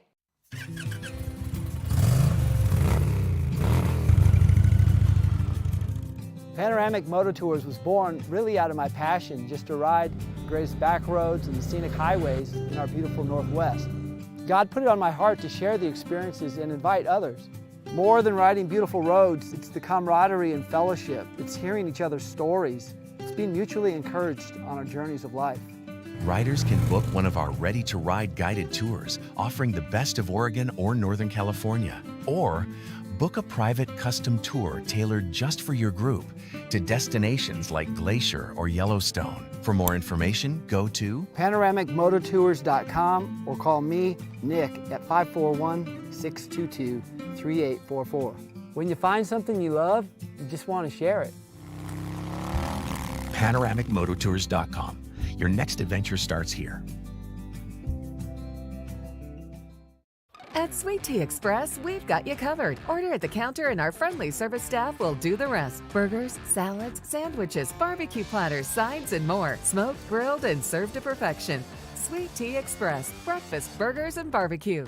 Hi, I'm the SOS Alarm guy, here to tell you about a great deal. SOS Alarm will not only beat any internet deal, but will install the system too. So burglars, beware. SOS Alarm for security and beyond.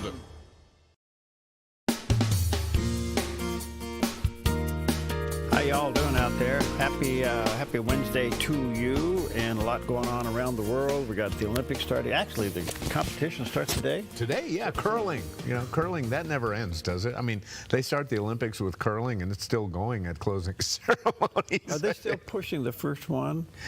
Yeah. And it's still going down there, and they're sweeping in front of it until they get to the end? Yeah, and keep in mind that the oldest competitor in this cycle of the Olympics is a curler. Really? In their 50s. Yeah. There's hope for us.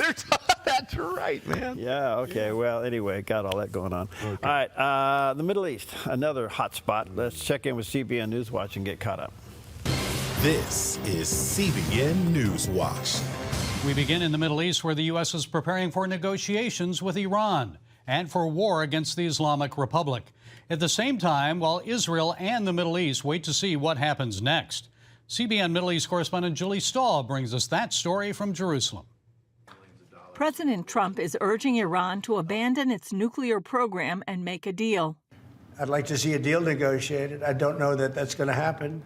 Right now, we're talking to them. We're talking to Iran, and if we could work something out, that'd be great. And if we can't, probably bad things would happen. According to Iranian media, the country's president has ordered the start of talks.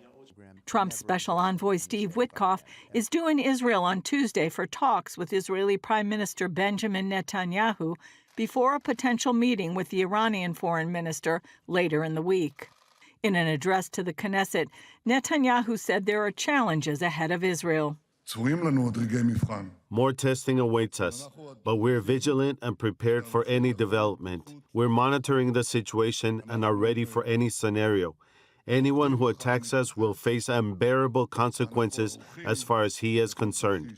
Despite the talk of negotiations, the U.S. and Israel are preparing for war. On Sunday, Israeli naval vessels and a U.S. Navy destroyer held a joint exercise in the Red Sea arena.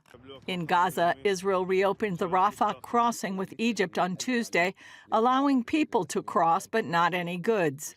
The Times of Israel published a decade-old photo showing a Gaza doctor wearing a Hamas uniform. Israeli news, Kan, reported that Hamas's leadership sent a secret document to the organization's officials in Gaza ahead of the installation of a new government. It revealed how Hamas plans to continue ruling and managing the Gaza Strip, despite Trump's plan, which calls for the complete disarming and dismantling of Hamas. Avi Abelo says both Iran and its proxy Hamas are employing an ancient Islamic tactic to buy time and rebuild their strength. A hudna is a pause saying, okay, we can't win now. We'll make a temporary peace deal so that when our enemies are either weak or they don't see it coming and we're strong again, we will then attack again to destroy our enemies. That is exactly what Muhammad did back in 628. He says the West needs to understand that the only way to deal with jihadi ideology is to defeat it. This is a society that's at war to not only destroy Israel, but jihad is about taking over the world in the name of Islam. It's about first going after the Saturday people, that's the Jews, then going after the Sunday people, that's the Christians, and they are in the process of doing this across Europe, Australia, Canada. They're in the process of doing this in America. even without raising a sword. Julie Stahl, CBN News, Jerusalem. Our CBN News Middle East Bureau Chief Chris Mitchell is with us now from Jerusalem. Do Israeli analysts like Avi Below believe President Trump realizes Iran's simply playing a delaying game, Chris? Will he eventually order a strike? Well, first of all, Gary, I think President Trump, he's negotiated with the Iranians before, last year before the nuclear strike and the 12-day war and Operation Midnight Hammer. But I think he's unwilling to continue to delay if the Iranians try to keep negotiating. I'm not sure if he understands the Islamic concept of hudna, though, but he should. This is exactly what Iran does. It's what Gaza, the Hamas does. And some perhaps here, Gary, I think we're more concerned about his envoy, Steve Witkoff. Does he understand this concept? And could he be, maybe played, as it were, by the Iranians? There was a good friend of mine. His name was Professor Moshe Sharon. He compared Westerners coming here to like going to a Middle East bazaar and end up paying a much higher price than you should, only because Iranians and others here in the Middle East been doing this for a long time. Your other question, Gary, will Trump order a strike? He's really keeping the world in the region guessing. Is he really serious about negotiating? And is this part of his strategy? He's really keeping his cards close to the vest. As he said a few days ago, he's not telling his allies in the region the plan and certainly not telling journalists what the plan is. Chris, do you really think Witkoff understands the Middle East dynamic?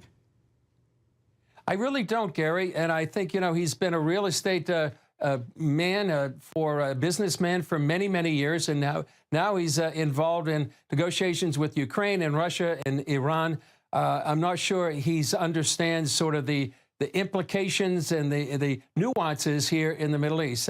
Some people that, have been here for many, many years still need help to do the kind of negotiations he's being asked to do. Well, that's quite an admission for Chris. Chris Mitchell, yes. Yeah. We have a further comment on that because I had former Congressman Jim Renacci on. He's from Ohio, and we were talking about something similar to that. And so we'll save that comment coming up in a little bit. But he kind of plays off of that a little bit. That's quite an admission from Chris. Yeah. All right, let's check out the weather from a guy that he's quite an admission. A look at our weather from Grange Co-op.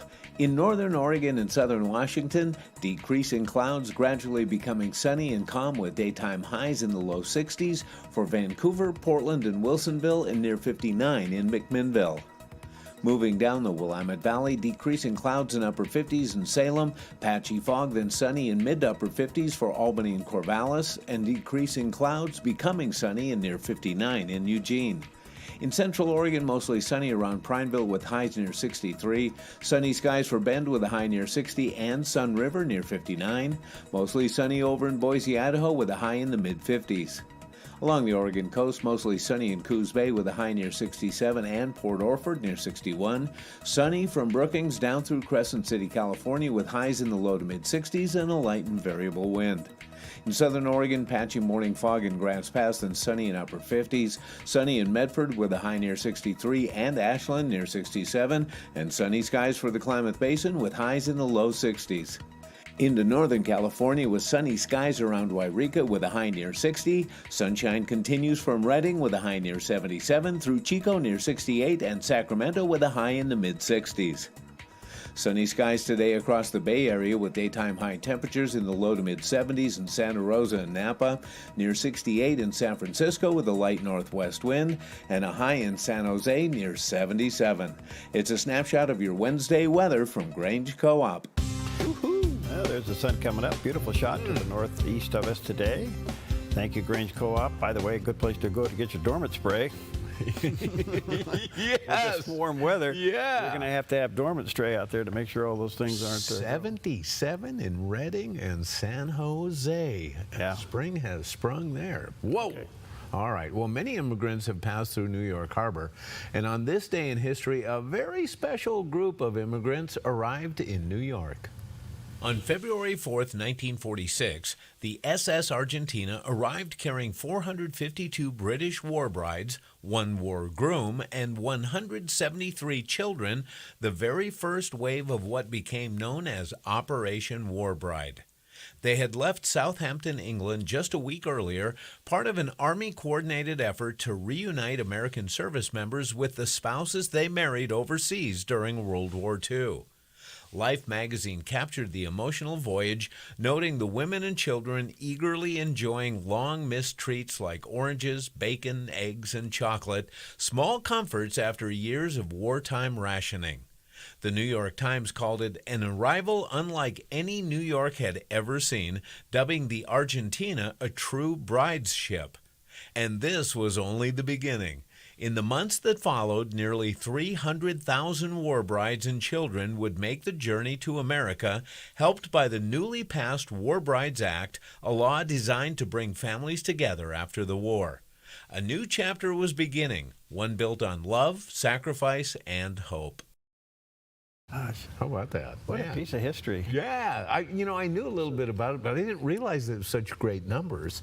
And you wonder, obviously not everybody in the Allied effort or the war effort was on the front lines, were they? Obviously. Wow, 300,000? Yeah. Oh, that must have been some interesting leaves from combat. Whoa. What were the letters back home like? Oh my goodness, yeah. That's pretty interesting. Yeah. All right, another little piece of history, not quite that far back. David Rubin on his Rubin Report, he played a clip of Don Lemon. You remember, he's now in the news these days, former CNN anchor. But this is when he had his own show back in 2014, and his guest on the show was Morgan Freeman, and he was trying to get Morgan Freeman to talk about race. Right, in a derogatory way. In a derogatory way. It's not going well. No opportunities. No. Right. No. Right. And so Morgan Freeman basically lectures Don Lemon in reality. Where were you born? Me? Yeah. Baton Rouge, Louisiana. Baton Rouge General Hospital. Baton Rouge. There you go. Louisiana. I was born in Memphis, Tennessee. I had a long haul from where I came from to here, but here we are. Right. So the proof of the pudding is in the eating, and here we sit at the dining table. But it's hard to, when you say that to some people, because they say, oh, there you go with a pull yourself up by the bootstraps thing, and you're just being respectable. Not everybody can do that. Everybody can. Everybody doesn't. Courage is the key to life itself. There are a lot of people who are born in situations where they say, well, I'll never get out of this. So they won't.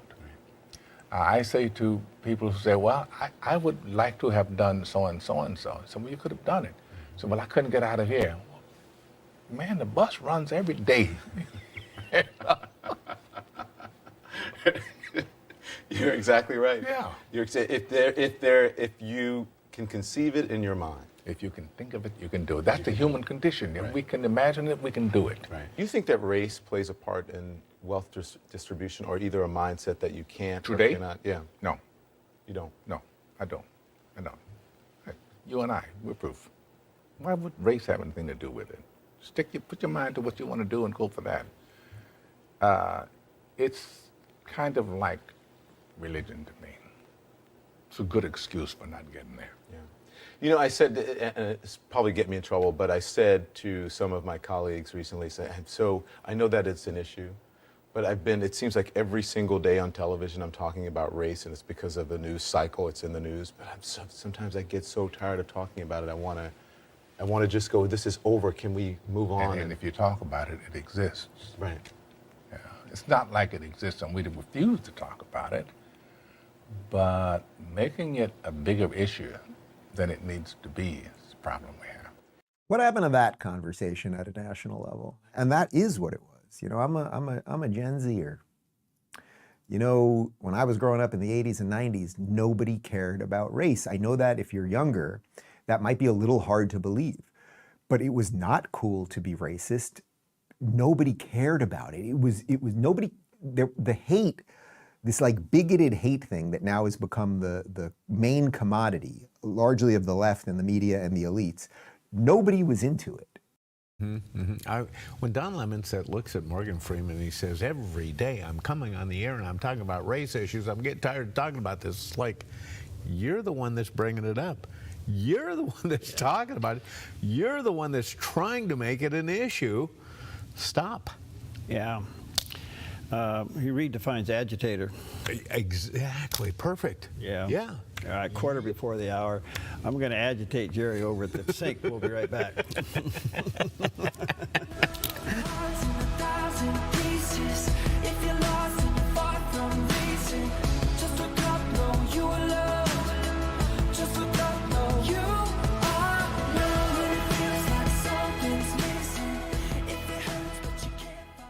Hi, I'm Ryan Robertson, host of a brand new program on the Dove, Ministries on the Move. Ministries on the Move spotlights the incredible work of how God is using everyday people and organizations, putting their faith into action, serving the hurting, strengthening families, and sharing the hope of the gospel in practical ways. Be inspired and discover these Ministries on the Move.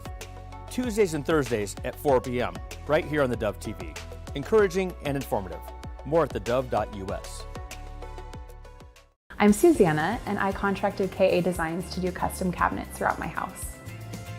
We chose a really beautiful maple wood that really creates like a nice airy space. Everything was custom, and it was really cool because I got to literally see it come to life in person. We love to entertain, and we have a large family, so everything came together perfectly, exactly what I wanted. I highly suggest KA Designs if you're looking to design your dream house. Go check them out in their showroom. You will not be disappointed. The threat of wildfire poses a growing risk to Oregonians. You can prepare now by taking 3 important steps. Create a home inventory, make copies of important financial records, and contact your insurance company to make sure you have the right amounts and types of home insurance coverage. Be wildfire ready by being insurance ready. Visit dfr.oregon.gov/prepare now to learn how. I'm just experiencing all this heartbreak and failure, and I just got hung up on this question. If there is a God, and he's good, why would bad things happen? Why would failure happen? Why would heartbreak happen? Why would all these things? Why wouldn't my dreams go exactly the way that I want them to? Every day I woke up and I said, God, if you're real, let me know, strike me with a lightning bolt, whatever you do. And I got my answer. Thursday on the 700 Club, right here on the Dove TV. All right, welcome back.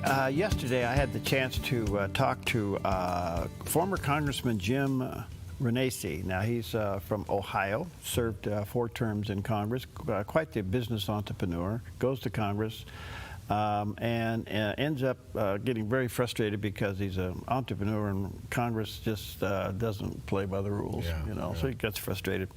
But I did ask him an obvious question, and it kind of plays a little bit off what Chris Mitchell said earlier. And that is that he believes that President Trump really doesn't get the Middle East. Okay, it's not a business deal. It's not a real estate transaction. It's much more complicated. You're dealing with cultures and decades and centuries of ideologies. Okay, right. But the biggest group growing in America, voters, are independents. People are leaving the Democratic Party and the Republican Party because they're disgusted with party politics. And all the junk that goes on in there. And so the independent is rising. And when you look at the independent, let's just take for an example, a conservative independent will still vote conservative. Okay? They're not going to go over here and vote over here. But why did they go? Is it all because of Republican infighting? No. Is it the fatigue factor that the president's creating on himself? In other words, his own personality and the way he does things, is it catching up, and he's creating his own fatigue factor. They like what he does, but they don't like him and the way he does it. And so I asked Congressman Renacci to comment on that, and here's what he had to say. Yeah, definitely fair. 100% agree with you. I think our polling shows that a large percentage of people like what he's trying to get done. They just don't like how he's doing it. They don't like the name calling. They don't like some of the things that's going on. And by the way, the Republican Party is suffering from that. I mean, in Ohio, people call Ohio a red state, but Ohio's registration is 72% independents right now. The Republicans are at about 23%. The Democrats are about 21%, whatever those numbers are.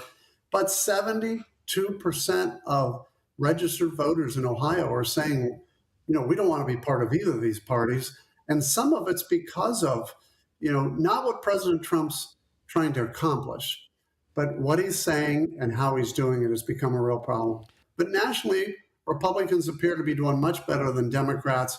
In Ohio, I'm not sure that's the case. I think Republicans have become fatigued in Ohio, and we'll see. I mean, the positive thing in Ohio is we have a vice president in J.D. Vance. The negative thing in Ohio is we have a vice president, J.D. Vance. And I say that because there are people that just aren't happy in the Republican Party. And, it becomes a focal point many times between J.D. Vance and President Trump. Because in politics, it's always been said, when somebody is committing suicide, just step aside and let it go in a political campaign. Now, I don't want that to be taken as a virtual suicide, but in many ways, President Trump's remarks are causing what I call in the election process suicide, or you would think it'd be best just to step aside and let it go on. So when you get, President Clinton and President Obama saying, hey, let's do protests, I'm not sure if that's helpful or not. I think in the end, let him continue to do what he's doing. What I do find, though, is I think President Trump gets agitated with these things. And I think that's probably more of what they're attempting to do, is agitate him more than drive up, the protests. And he takes the bait? Oh boy, does he! And that's a problem. But I think what the congressman is saying there is something that has to be looked at. The question is, will the disenfranchised Republican who's become an independent still vote for the conservative values at the end of the day? Mm-hmm. Now, Trump won't be on the ballot next time, but he's on the ballot policy-wise this time. Right. And the question is, if he's going to barnstorm the country, can he get his ego out of the way to promote conservative values and the things that he's accomplished without making himself look, I'm Mr. Great? I mean, it may be an impossibility because that's his personality, but it's backfiring. It's creating a fatigue factor. Right.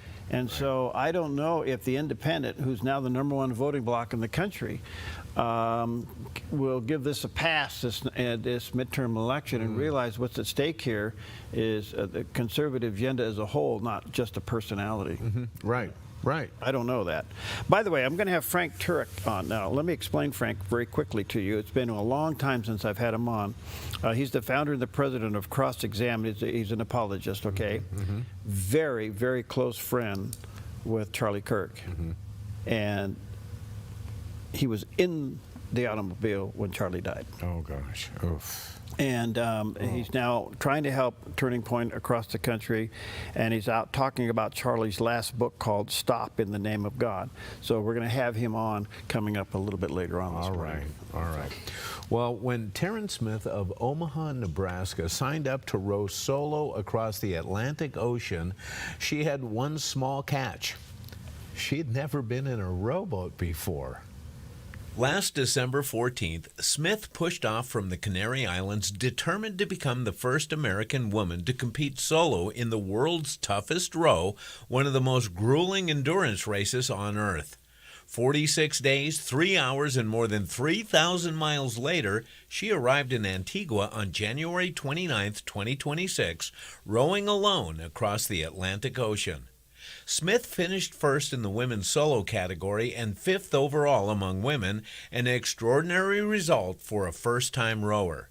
Along the way, she documented life at sea from the middle of the ocean, sharing honest reflections about fear, exhaustion, and perseverance. Her message was simple: growth comes from discomfort. By taking on the unknown, Taryn Smith proved that courage isn't about experience, it's about choosing to try even without experience. How about 46 days in a rowboat? In a rowboat by yourself. Obviously, she had to have some kind of GPS stuff going on. Oh, yeah. You know what I would do if I was rowing a boat like that? You wouldn't. I would put a little trolling motor on it and hook up a downrigger. Yeah, there you go. And fish. Boy, I'd like to know. It'd be fascinating. What if they turn her story into a documentary or a book or into a movie? Yeah. Oh yeah, that would be fascinating. Yeah, especially 6 days out there. a rookie. She had never been done it, and she did extremely well. Oh boy, man. Oh boy. I mean, you talk about being out in the middle of the ocean and the only horizon you see is water. Water.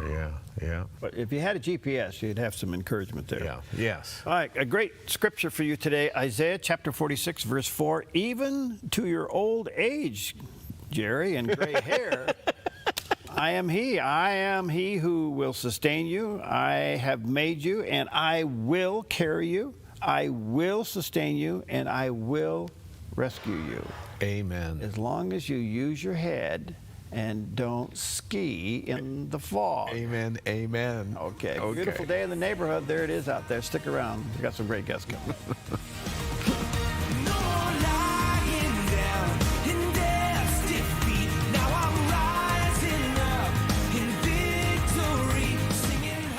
Applegate River Golf and RV Resort, a pristine 9-hole course alongside the Applegate River. Their clubhouse offers a golf simulator experience. The RV resort is adjacent to the golf course with convenient pull-through parking. Applegate River Golf and RV Resort. Information at applegaterv.com. A ministry moment on the Dove. For some people, the single greatest discouraging factor in their life is their perceived lack of forward movement in God. There are many Christians that feel stagnant, and they're generally self-condemned. They don't need the devil to condemn them, they're self-condemned. Let me assure you, my friend, the Lord is not through with you. He is working in you. Philippians 1:6 says, being confident of this very thing, that he who has begun a good work in you will complete it until the day of Jesus Christ. He's begun the work. He'll carry it on until the day of Christ's return. He's not going to give up on you. He's not going to cast you aside. Psalm 138 and verse 8 says, the Lord will perfect that which concerns me. A ministry moment on the Dove. Stewardship begins with the knowledge that nothing belongs to us, but everything belongs to the Lord. This helps us to run a business not in the fear of lack, but in the assurance of His care and provision. Such a perspective eliminates the drive to sell and replaces it with a heart that says serve. This begins with serving our clients and coworkers with integrity and genuine care. That's why at Kelly's, it's automotive service with a heart for God and treating others as we ourselves would want to be treated. Our promise is to never sell our clients anything we don't believe they need. Another is to do all we can to meet other needs, such as shuttle service and loaner cars, or taking the time to really listen, even at times praying with our customers. Sometimes this means sacrifice, going above and beyond, but that's why I work for Kelly's Automotive Service, honoring God while serving people with honesty and integrity. You feel most alive where you feel most at home. And this is living. Bobcat, the company that changed the way the world works, is coming home with a quality compact tractor built to match your quality of life. This isn't work you have to do. It's work you get to do. So get it done in a tractor that's all you. See your dealer or visit bobcat.com. Get biblical and prophetic perspectives to the day's events. Jerusalem Dateline, weeknights and weekends at 9:30 on the Dove TV.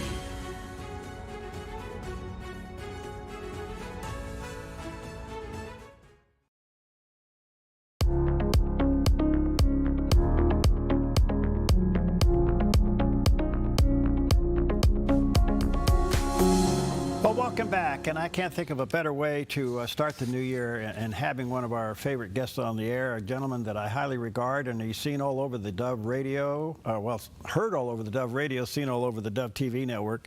Dr. Robert Jeffress is with us today. He's a senior pastor of the First Baptist Church there in Dallas, Texas. He's also a Fox News contributor and the host of Pathway to Victory. Like I said, heard on the radio network and on the TV network. He's an author of more than 30 books, including one of his latest, Are We Living in the End Times? And How Can I Know? And there's a picture of the cover of the book. His website is PTV, which is pathwaytovictory.org. Pastor Jeffress, good to see you, friend. How are you? Happy New Year. Happy New Year, buddy. That's right. It's here. Yeah, full force. You know, I was thinking about you the other day, just looking at things in the review, and I know that you and your church went through quite a time when the fire broke out at the original facility, and what a loss that was. And then you get hit with IRS issues. Are you ready for a vacation? Always, Barry. What happened? Oh, God's been really good to us. He's been good to us. The church is just doing great. And, you know, the IRS issue that I'm sure we'll talk about is really a case of under the Biden administration, the IRS was weaponized to come after our church. And we spent hundreds of thousands of dollars. We were eventually found to be in compliance with the IRS, and they issued a no change order. But, you know, Perry, we could afford to do that as a church. We didn't like doing it, but we could afford to do it. Most churches could not afford to, and no church should have to. What happens in the pulpit of a church is none of the government's business, and that's the principle we were fighting for. What was their argument? What were they upset about? Well, what happened was every year we had a patriotic service in which we honored the military, and then we talked about our country's Christian foundation. And we always would have a guest come and speak on that end. And in 2020, President Trump sent Vice President Pence and Ben Carson, one of his cabinet members, to our church as his representative. And we knew an election was coming up in the next 4 months, so we carefully followed all of the IRS regulations about what you do when you have a potential candidate visiting. They made no political statements. We made no endorsements whatsoever. Instead, both Mike Pence and Ben Carson talked about how they came to faith in Jesus Christ. Well, the next week, the Freedom from Religion Foundation filed a complaint with the IRS, and we heard absolutely nothing from the IRS. They didn't do anything for 11 months until Trump was out of office, Biden was in office, and they came after us and requested all of this information, which we provided them. And then they indicated they were going to do a full examination, which would cost our church hundreds of thousands of dollars. And we said, we'll do that. And we will go all the way to the Supreme Court if necessary. And finally, when they understood our resolve, they backed down. But Perry, what made this case unusual is it's the first time the IRS has ever gone after a church for something done within the worship service itself. And that's where we drew the line. We said, it's none of your business what we do. We were in compliance with what the government regulated, but it's none of your business what we do. And what was interesting, Perry, is on the Sunday before the 2020 election, on Sunday, November 1st, at the end of our service, I explained to our congregation why we don't endorse candidates. And I invited everyone to go and vote their biblical convictions.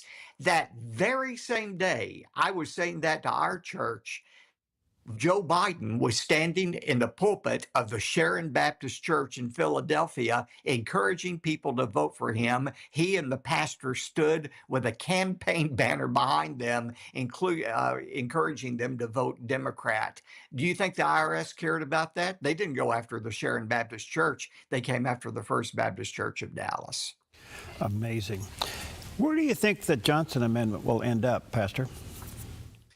Well, I don't want to, get into the weeds, but if for your viewers who may not be familiar, the Johnson Amendment was passed by the Senate in 1954, and it really had nothing to do with churches. It had to do with tax-exempt organizations using tax-exempt money to support candidates, and that ticked off Lyndon Johnson, who was a senator then and was the recipient of a campaign against him using some dark money. Anyway, he got this passed in midnight one night by the Senate, and it was never intended to regulate what churches said or didn't say, but it's been perverted by liberal groups to keep pastors from preaching their convictions. And our fear about the Johnson Amendment is political speech is whatever the government says is political speech. Now, this is going to blow your mind.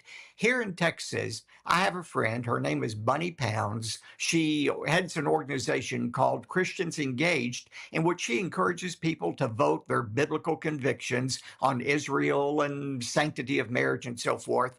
The IRS initially refused her application for tax-exempt status, and in their letter, they said, when you talk about sanctity of life, Israel, traditional marriage, those are Republican values. You call them biblical values, but they're Republican values, and therefore you cannot be tax exempt. I mean, it was an amazing ruling by the IRS. Now, they eventually backtracked and granted the tax exemption, but it shows you where government is going. Any biblical conviction you have, they can say, oh, that's political and you can't talk about it. And we just can't have that happen. I'm afraid that pastors will self-censor themselves and not tackle issues. Look, Perry, I don't want to endorse candidates in the pulpit. I mean, the polls are clear. Most pastors don't want to do it. Most members don't want their pastors doing it. That's not the issue. The issue is not should pastors endorse candidates, but can they? Are they free to say whatever they want in the pulpit? And I believe the First Amendment says yes. All right, to that point, how would you gauge religious liberty today in the United States?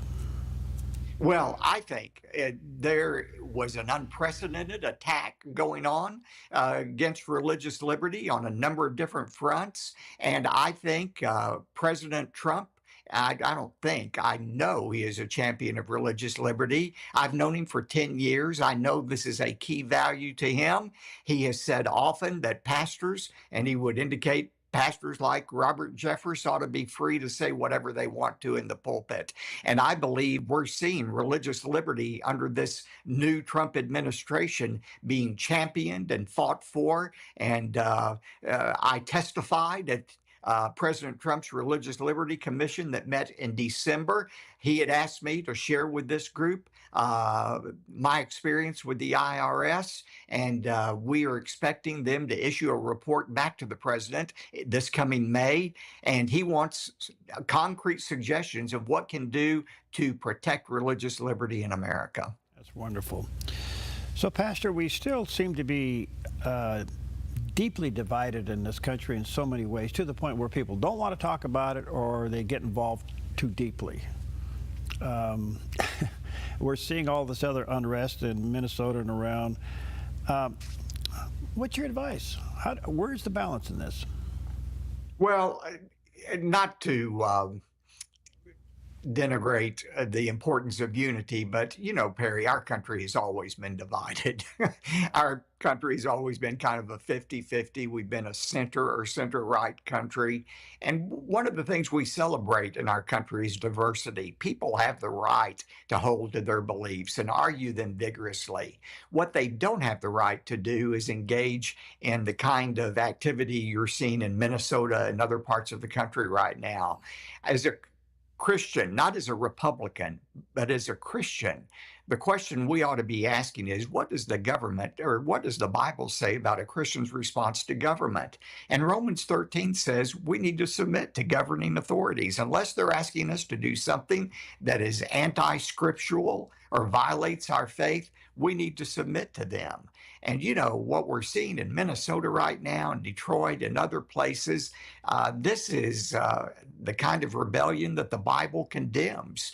You know, the Bible says, the Apostle Peter said, if you do what is right, you have no reason to fear. Now, the fact is, there are a few bad apples when it comes to law enforcement agents, but most of them are good people who are trying to do the right thing. And I was taught as a child, perhaps you were too, that when a policeman tells you to do something, you ought to do it. And I think that is missing a respect for authority. And I think it's time for Christians to stand up and say, thus saith the Lord. This is what the Bible says we're to do. We're to submit to the governing authorities. Are we in a lawless state in this country? I think we're moving toward that. And that's why I say in this book, Are We Living in the End Times? One of the signs of the last days is lawlessness and rebellion, where everyone does as they did in the period of the judgment of judges. Everyone does what is right in his own eyes. And that's a dangerous place to be. All right. Let me take a quick break. I got some more questions for you. Let me say to our viewers and listeners, check out the book, Are We Living in the End Times and How Can I Know It? There's a picture of the cover on the screen there. And his website, PTV, which is pathwaytovictory.org. And of course, you see him regularly here on the Dove Television Network as well as the Dove Radio Network. We'll be right back.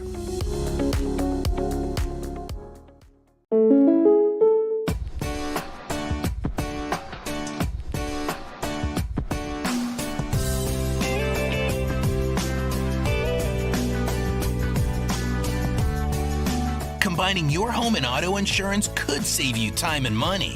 And who doesn't like that? Want surprisingly great rates on auto, home, and life?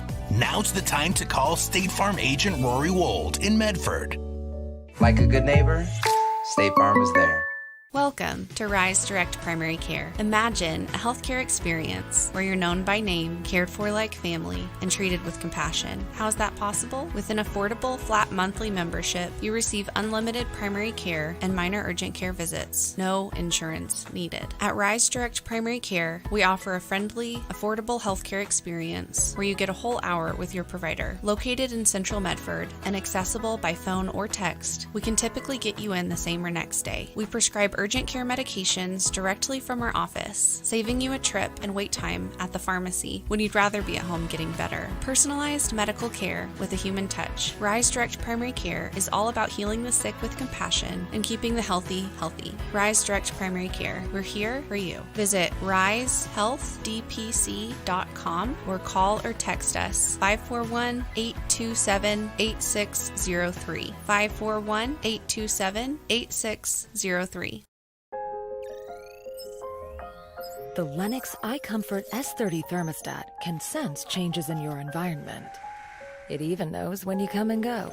So now your home's most important system is also the smartest. Metal Masters can give you the smartest home comfort system available. It knows when you're away and adjusts when allergens and humidity get uncomfortable.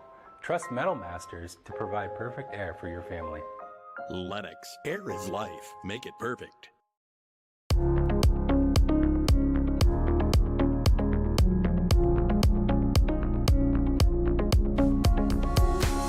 Okay, welcome back, and what an honor, especially the first week of the new year, to have back with us a gentleman that I have high regard for, and of course you hear him a lot on the Dove Radio Network and see him on the Dove TV Network, and that is Dr. Robert Jeffress. He's the senior pastor there at the First Baptist Church in Dallas, and his program is Pathway to Victory. His latest book, you may want to grab it, Are We Living in the End Times, and How Can I Know?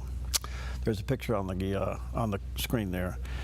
Dr. Jeffress, there is a term out there, and it seems to be validated by some of the recent research done by Dr. George Barna. I've had him on the program quite often, that the younger generation are waking up to the fact that they've been lied to, and they're looking for something else, and even the young men now are investigating faith. It's called the silent or the quiet revival. You think it's true? I think it's true to a certain extent. I don't believe it is a second awakening like our country experienced before. I think the data is mixed.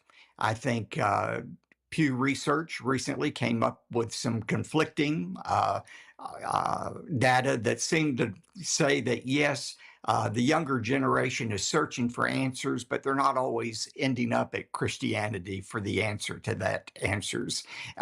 So I think we need to be careful in talking about any major revival taking place. I don't think the data suggests that. People are going to church less, not more than they did. They are holding to historic Christianity less on major issues than they are more.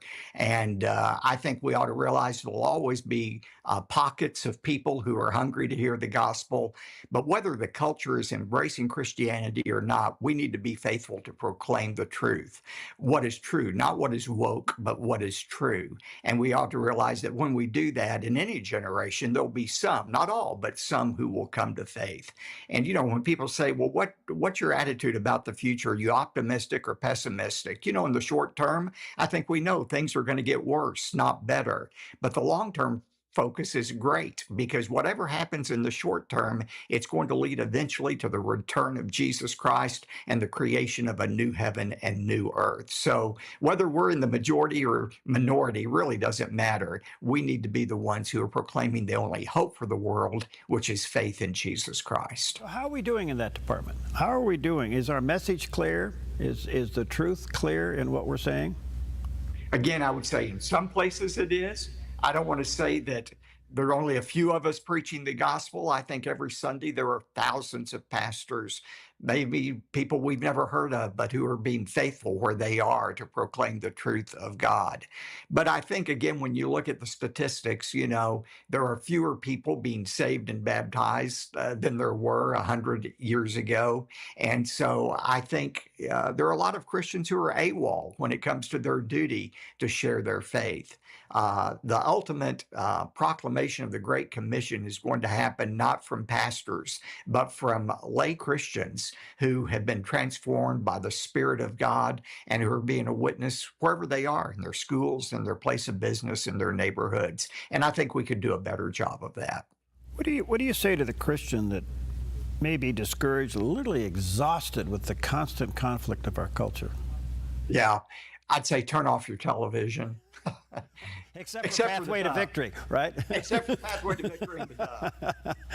But, you know, I actually had a man in my church say, Pastor, I just don't know what to do. I'm just so angry all the time. And so we started thinking, I said, well, when you're driving in the car, what do you listen to? And he was telling me all these talk radio programs he listens to, that if I listened to 2 or 3 hours a day, I'd be angry too. Shut that down. You know, as somebody who's kind of a part of the media, I can tell you that most media is designed to gain eyeballs or eardrums listening to their message. And they know the way to gain leadership or readership or listenership is to make you fearful or make you angry. And most programs are designed to do that. Instead of listening to that, listen to a good sermon, listen to some praise music. We need a fresh intake of God's word on a regular basis, not once a week on Sunday mornings. We need an intake through the ear gate of the encouraging word of God in our lives.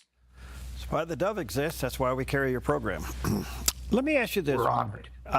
One last question, back to the culture a little bit. The rise of anti-Semitism, it is kind of mind-boggling. And I have to tell you, Pastor, I do a lot of shows relative to Israel, and we talk to a lot of people there. We Skype them in, talk to a lot.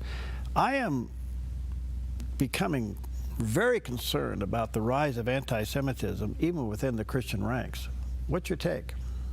Well, my take is it is a real problem, and it's because of ignorance that most Christians who embrace anti-Semitism do so. They don't understand what the Bible says about Israel because they're not hearing it in their pulpit.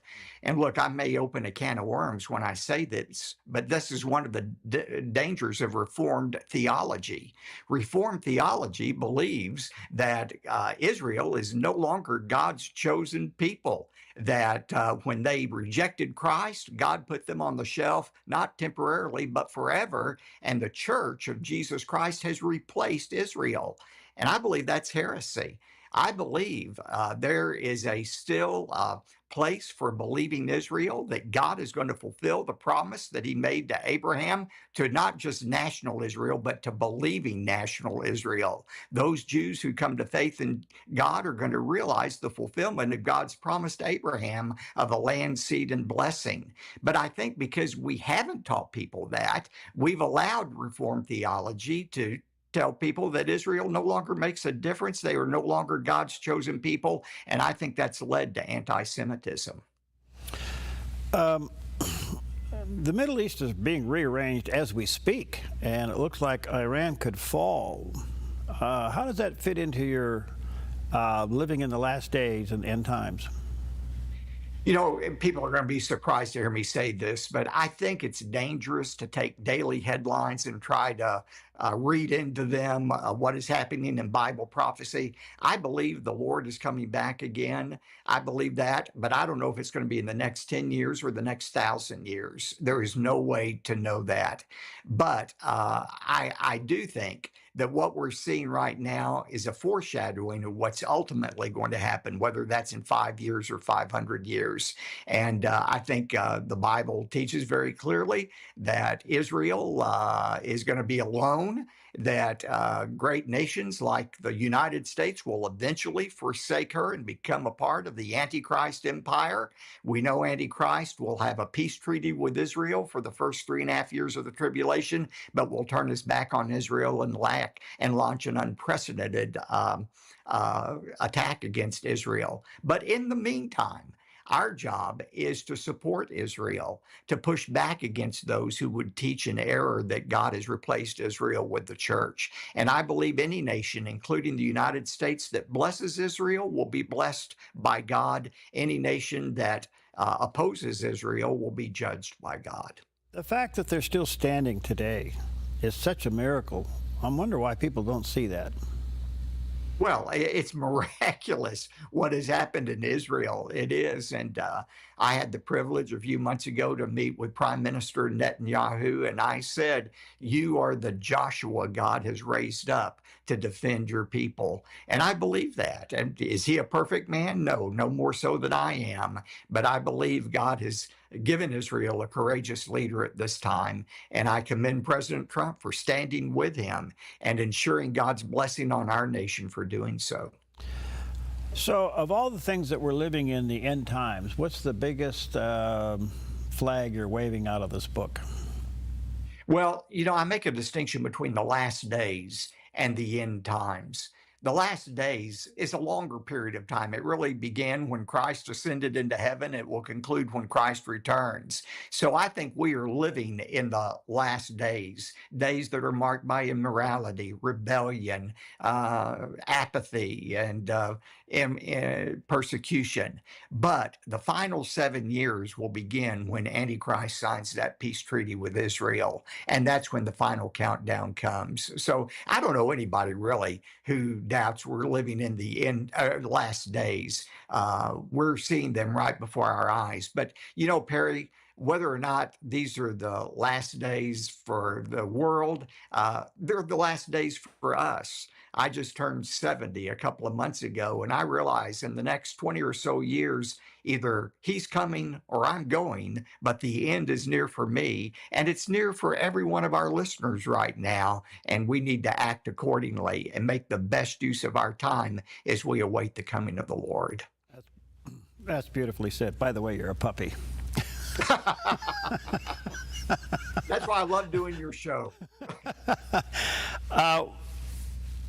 Have we lost the fear of God? I think many of us have. I mean, if we really feared God, and I put myself in this category, if we really feared God, our lives would look different than they do right now.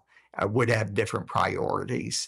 I think, in fact, our choir is singing about this coming Sunday. Their anthem is titled "The Fear of the Lord," and it's from the passage, "The fear of the Lord is the beginning of wisdom." God is watching, God's evaluating, and eventually God will judge every light. And we ought to live every second in anticipation of that realization. Beautiful. All right, Pastor, so what's the Lord telling you for 2026? Be ready. Be ready, because in the moment, in the twinkling of an eye, we could be out of here and be standing before God. So that's my motto for 2026, is to be ready. Are you still on the President's Council? There is no official council right now, but I stay in contact with the president, and he's doing great. He's in great spirits, and I'm continually grateful that he's our commander-in-chief. And one last question. I meant to ask you this earlier, so forgive me for not trying to end this way. But we see a major change of anti-Semitism in the leadership in New York. How are you processing that? Well, it's, I think it really, one of the things that the president has said has baffled him, being a New Yorker himself, is how he could be so supportive of Israel and have so many of the Jewish people against him. But that's no mystery. I mean, the fact is, what's happened to Jewish people has happened to Christian people, and that is they have become secularized in their belief system. And so they are not necessarily concerned with the things God is concerned about. So again, I think the anti-Semitism of New York City is not unique. I think it's happening. And as the Bible says, it's for a lack of understanding, a lack of revelation from God, that the people perish. And New York City and every country in the world that opposes Israel will perish ultimately if they don't follow the instruction of God's word. So the election of Madani, what do you think? Well, I think people voted for him not for theological reasons. I think the promise of, free stuff is very appealing. Yeah. Free stuff is much more important than what happens to the nation of Israel in a lot of people's eyes. That's good stuff. Good to see you, friend. Thank you for your time. We value it greatly. Keep up the good work. We're honored to carry your programs on the TV side and on the radio side. Let me say to our viewers and listeners, check out his new book called Are We Living in the End Times, and How Can I Know? There's a picture of the cover on the screen. And, of course, PTV, which is pathwaytovictory.org, is the website. God bless you, my friend. Good to see you. Stay in the fight. We need you. Thank you, Perry. We'll see you at NRB. Oh, we will do. You owe me a hamburger. You got it. Okay.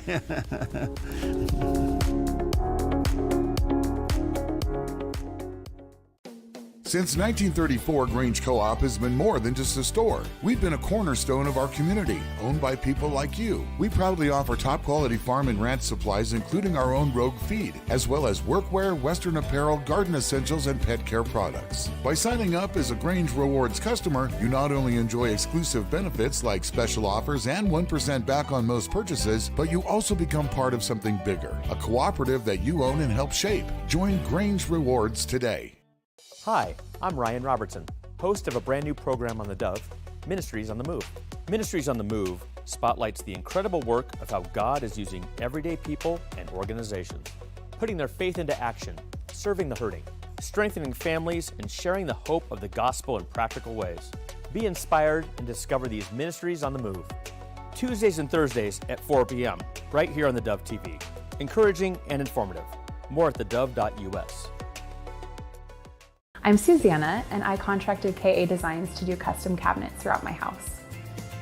We chose a really beautiful maple wood that really creates like a nice airy space. Everything was custom, and it was really cool because I got to literally see it come to life in person. We love to entertain, and we have a large family, so everything came together perfectly, exactly what I wanted. I highly suggest KA Designs if you're looking to design your dream house. Go check them out in their showroom. You will not be disappointed.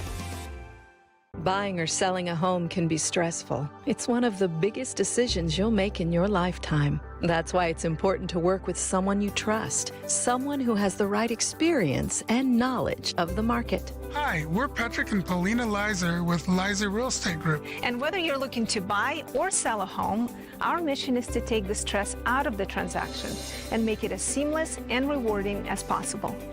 Contact us today. We look forward to working with you.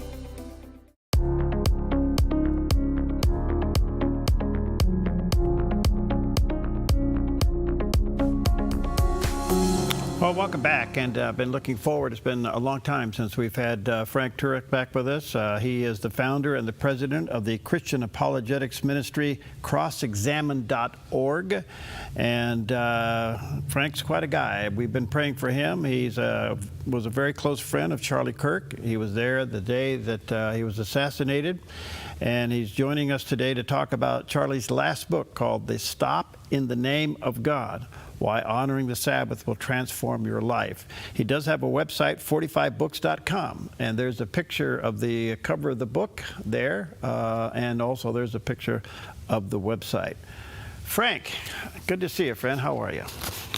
Hey, Perry, thanks for having me on. This book, by the way, is the last thing Charlie did in terms of a book, and I had the opportunity to edit it.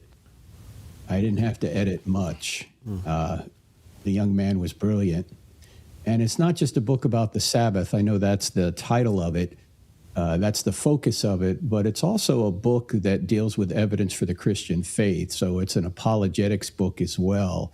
First couple of chapters, he's talking about evidence for God. So it's a little bit broader than the title suggests. So it's a very good read. And Erica Kirk wrote the foreword to it, of course, after Charlie's martyrdom. And if you can get through that without crying, I don't know how you do that. I don't know either. Frank, how are you doing? It's been 5 months. You were there, very much there. And I'm not over it. A lot of people aren't over it. How are you doing, friend? Well, you know, every day I wake up, first thing I think about is Charlie. Last thing I think about before I go to bed is Charlie, but that's to be expected. And what we have to do is press on. Charlie, of course, is with the Lord now, and the struggle continues down here. And he wanted Erica to take the reins, and if anything ever happened to him, and it did. A couple of things that it's done, in my mind anyway, is it shows us the immensity of evil up close. And it also makes eternity a lot more important all of a sudden. Because Perry, you and I, and you just had Robert Jeffress on, I mean, he was just mentioning, I'm going to be checking out of here in the next decade or two. And even the younger viewers watching right now, we're more certain that we're all going to be stepping into eternity more certain than we are when Jesus is going to come back and end the whole thing.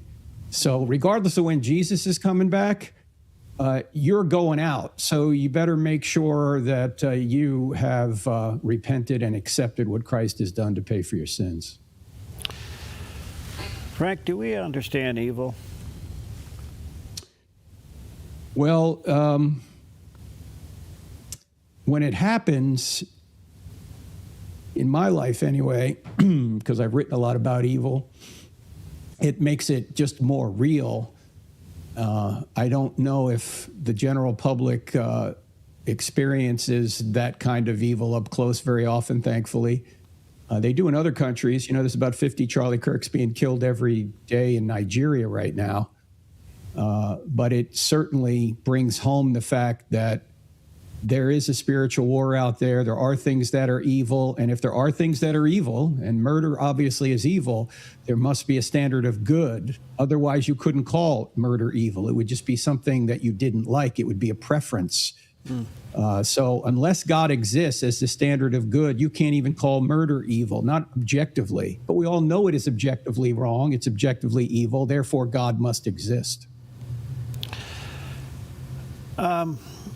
You were very close to Charlie. You worked with him for a long time. How long did you guys work together before all this?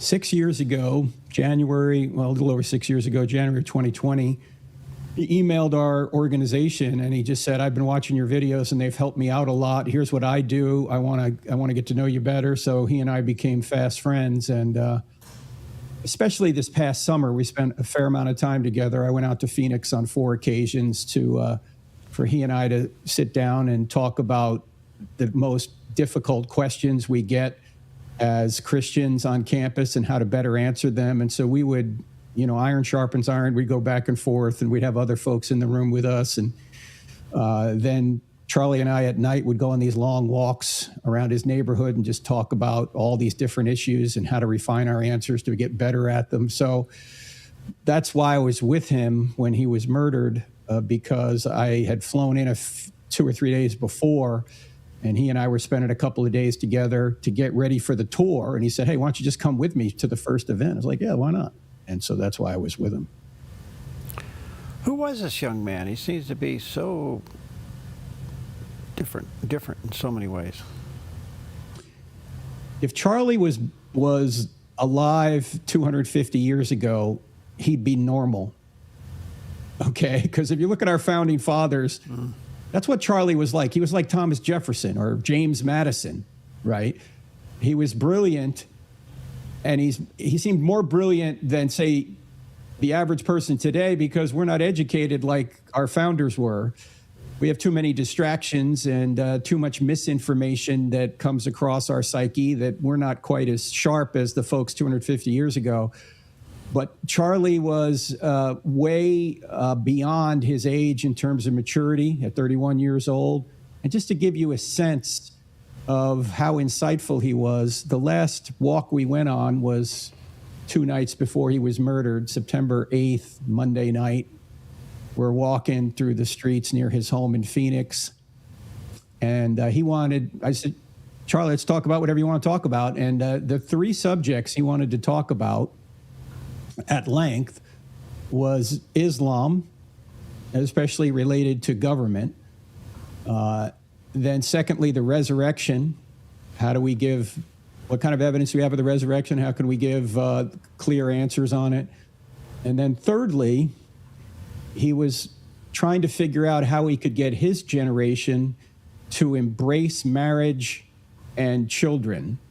Because if you saw the surveys after the election, Perry, it showed that men, particularly Trump voting men, were the number one objective in their life was to get married and have kids. But for the Trump voting women, it was like 5 or 6. And for the Harris voting women, it was 12 out of 13. Like, women were not interested in getting married and having kids. And Charlie was trying to figure out, how can I, as a man, encourage women in my generation to embrace marriage? And we didn't come up with an answer that night, because most of the ladies out there who are promoting that kind of message are career women themselves, right? So people could see the mild contradiction. You're telling me I ought to stay home and have kids, and yet you're out as a speaker and an influencer. So, how does that connect? And we may have inadvertently stumbled into an answer, tragically, 2 days later when he was murdered, because Erica Kirk has emerged as someone who is a woman that is a mom. And until her husband was murdered, was someone that was a full-time mom. So hopefully she can take up that mantle. But let me just go back to those 3 subjects we talked about: Islam related to government, the resurrection related to the church, and marriage related to family. Those are the 3 institutions that God created: government, family, and the church. And Charlie, when you look back at his life, those were the 3 major priorities in his life. How can I help people know Jesus? How can I ensure that we put a government in place that protects religious freedom and protects people from evil? And how can I get people to embrace God's mandate to be fruitful and multiply in a biological 2-parent family? Wow. Did he ever share with you, Frank, like a transcendent calling from God to do what he was doing? Well, I wonder if Charlie, we didn't talk much about a calling, and I'm probably in a minority position here, Perry, but I don't think Christians get called. I think Christians get gifted. Unless you're the Apostle Paul and you get some sort of, light from heaven that says, you need to do this. I'm calling you to do this. I think we're gifted to do what we do, and we can follow that gifting or not. In fact, I'm reminded of my mentor, Dr. Norman Geisler, when he was in seminary years ago. A chapel speaker came in once and he said, I've been a missionary for 14 years and I was never called to go.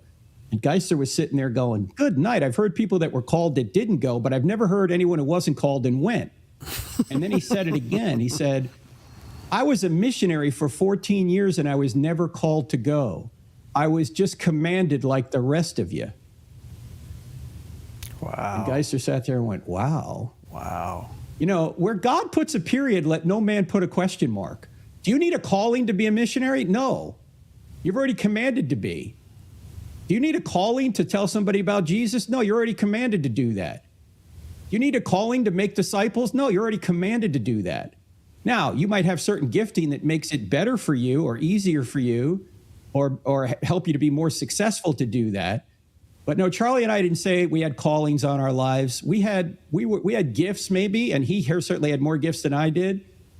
But we had gifts that we should use based on the commands God gave us, or to follow the commands God gave us. And one of the commands is to make disciples. And that's what this book helps people do. Stop in the name of God. And he's not making the case, by the way, Perry, that the Sabbath is obligatory. In fact, he has a section in there on 10 reasons why it is and 10 reasons why it isn't. You know, he's not trying to make the case that it's obligatory. He's simply saying that it is a wonderful command, whether it's obligatory for Christians or not. He doesn't get into that. What he's essentially saying is that it helps him focus on God, and there are so many benefits to it, and that it'll help you focus on your family as well, that we all ought to do it. Wow. Your answer is just stunning. I got to process that, Frank. That was beautiful. Thank you. Thank you. I do want to come to the book, and I'll do that right after the book. Just a couple more questions. Since his death, his organization, under the leadership of his wife, has exploded. It's just gone unbelievable. And yet it's also being kicked out of campuses. Can you give us an update? Where do you think the organization's going? Well, with Erica in charge, it's going in the right direction. I can tell you that because, you know, she was an accomplished woman before she met Charlie. After they began having kids, she was staying home. But prior to that, she was not only Miss Arizona, but she also opened 2 businesses and successful businesses. One of them had to do with reading the Bible through in a year, and another was a clothing line. So she's someone that is accomplished in an organization already. Obviously, right now, with the grief and all the sinister attacks against her, which are just despicable. You know, if she cries too much, she's grieving too much. If she smiles too much, she's not grieving enough. She can't win in that regard with some people. Mm-hmm. And if you noticed that the apostles and Jesus call Satan a murderer, a liar, an accuser, and a slanderer who creates confusion. Notice we had a murderer on September 10th, and since then, we've had slander, accusations, lies, and confusion. Mm-hmm. This is called spiritual warfare. Of course, Satan is going to attack the largest evangelistic event in history, and that was Charlie's memorial service, where about 100 million people were watching live. There were over 200,000 people in the area when it happened, about 75 or 80,000 in the arena, and another arena next to us had another 30 or 40,000, and there's people all over the place outside. And then the last number I heard, as of November, 1.2 billion people around the world saw some of that memorial service, where it was just the gospel presentation one after another, not to mention the music. Of course, Satan is going to try and attack that, and that's what's happened.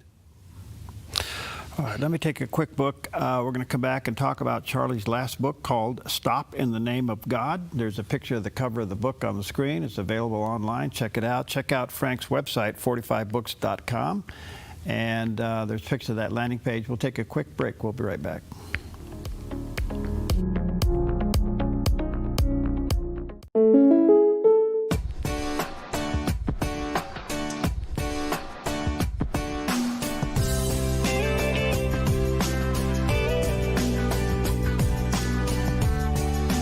Combining your home and auto insurance could save you time and money.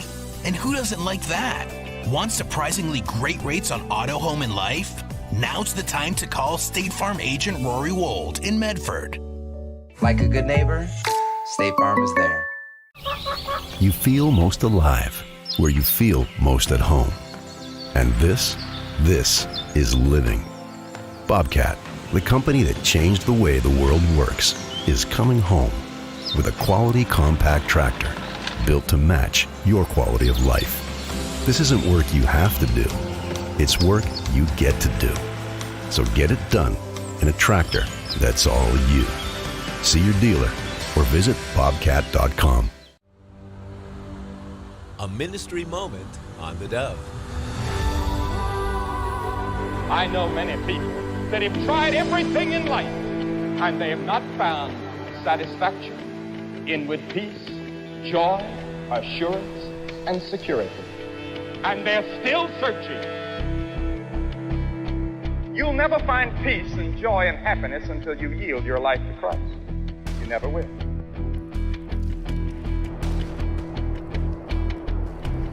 You have a moment right now.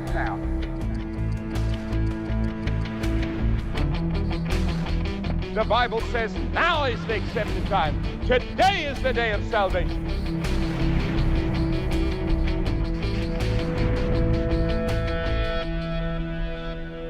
People are searching for the answers. You must make the choice. A ministry moment on the Dove.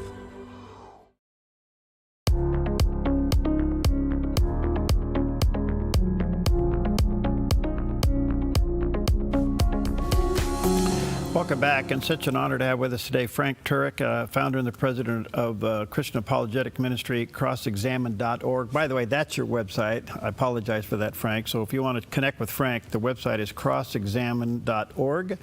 And then the website for the book, which is Charlie Kirk's last book, Stop in the Name of God, you can go to 45books.com and check that out there. Again, Frank, thank you for your time. We value it greatly. And please know, that day I saw you and been praying for you. Oh, thank you, Perry. A lot of people have, so it's helped immensely. I have no idea how you lived through that. I can't process it, how you lived through that. I want to come to the book quickly, and I do want to deal with the focus of the book of honoring the Sabbath and get a clear understanding here, because if I understand correctly, it's kind of saying, stop all this busyness. Take a day and stop. Mm-hmm. Am I oversimplifying it? No, but Charlie goes obviously into a lot more detail, and he talks about how so many things are better when you do that. Not only your energy, but your sleep, your peace of mind. The idea that if you have an addiction to screens, and most people do, you break that as well, and you stop striving. In fact, here's the last page of the book. He says this: so while the world keeps sprinting, downloading, upgrading, and merging, let the people of God be the ones who pause, who breathe, who say, this day belongs to the Lord.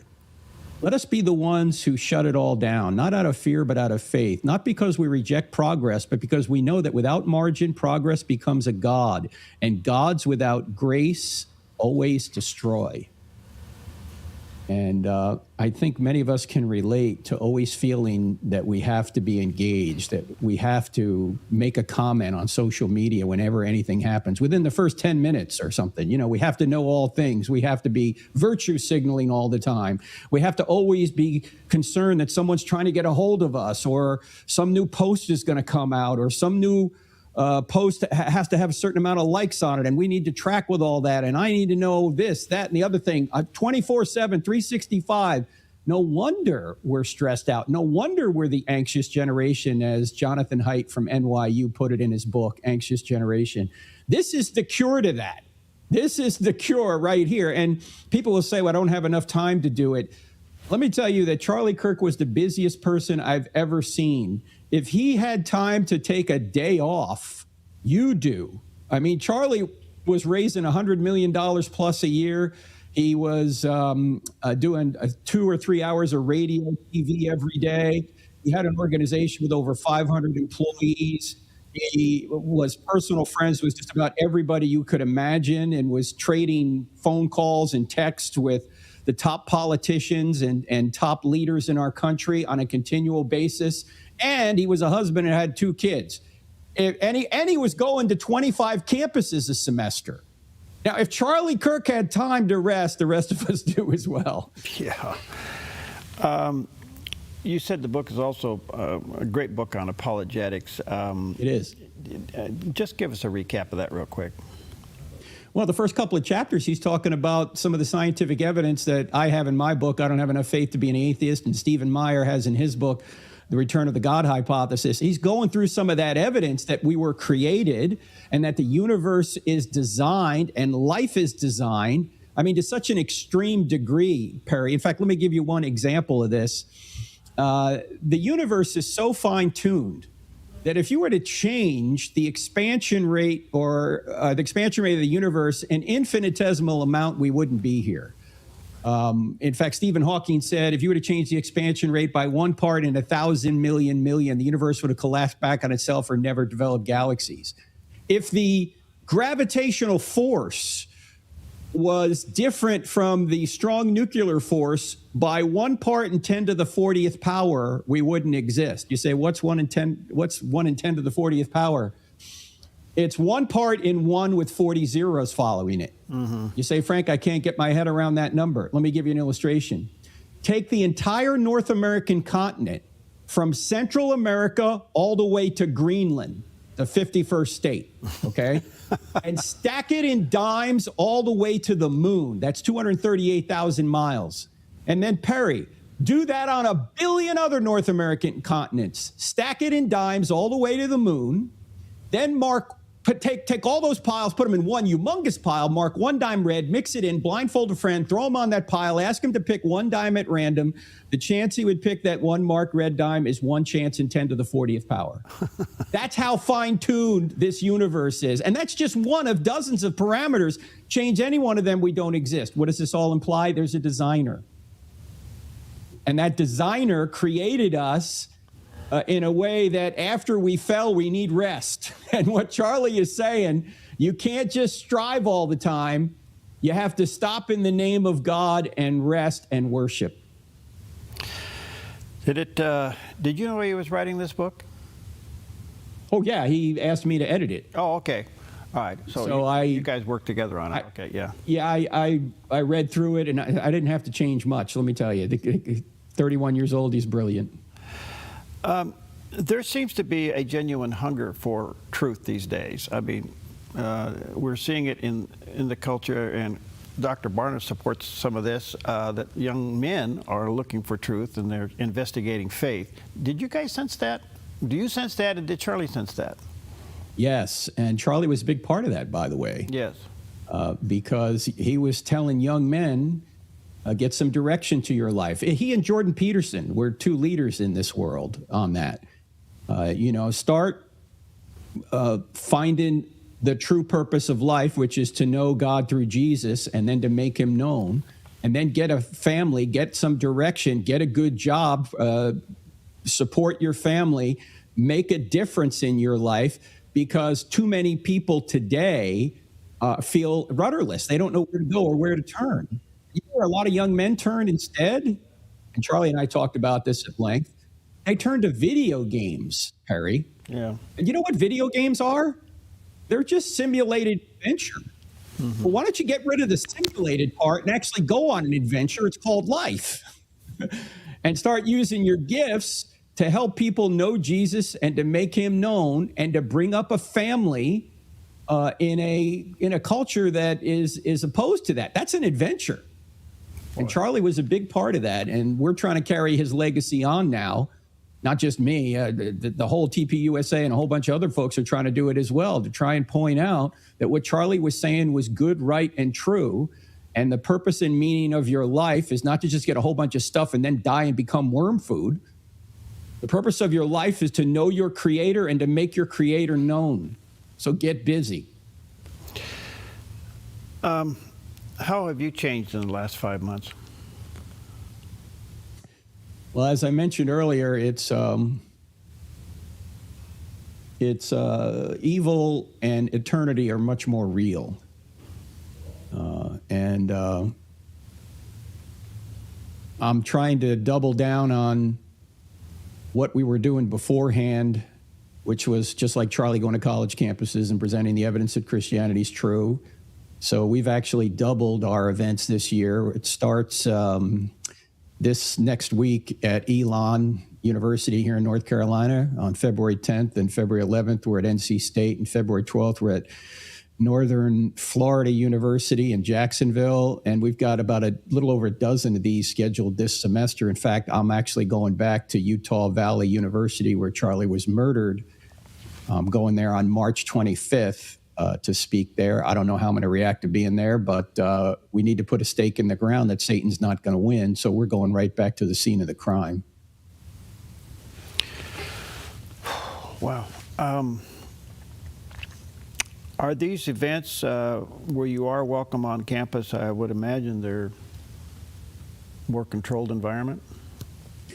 Well, our events were always indoors because I give a presentation and usually with visuals. Charlie was doing these outdoor events, and they're much harder to control, obviously.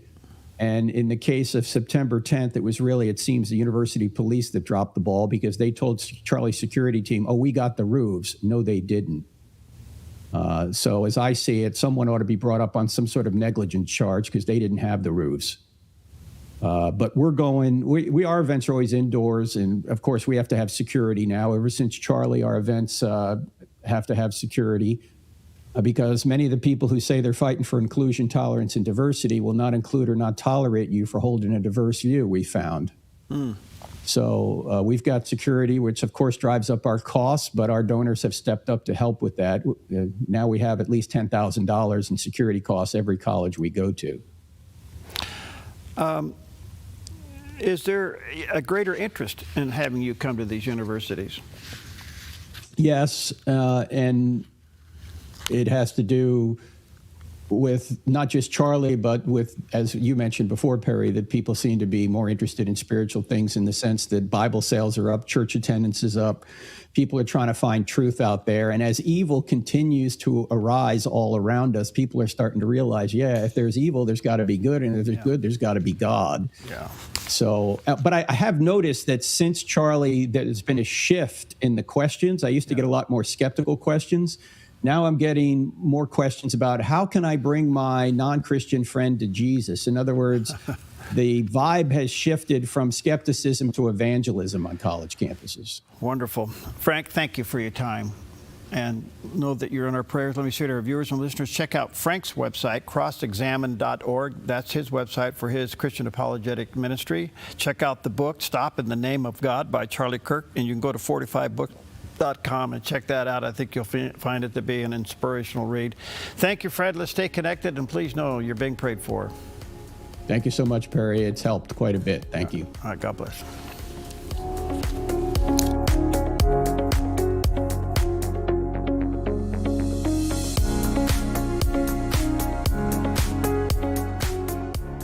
Applegate River Golf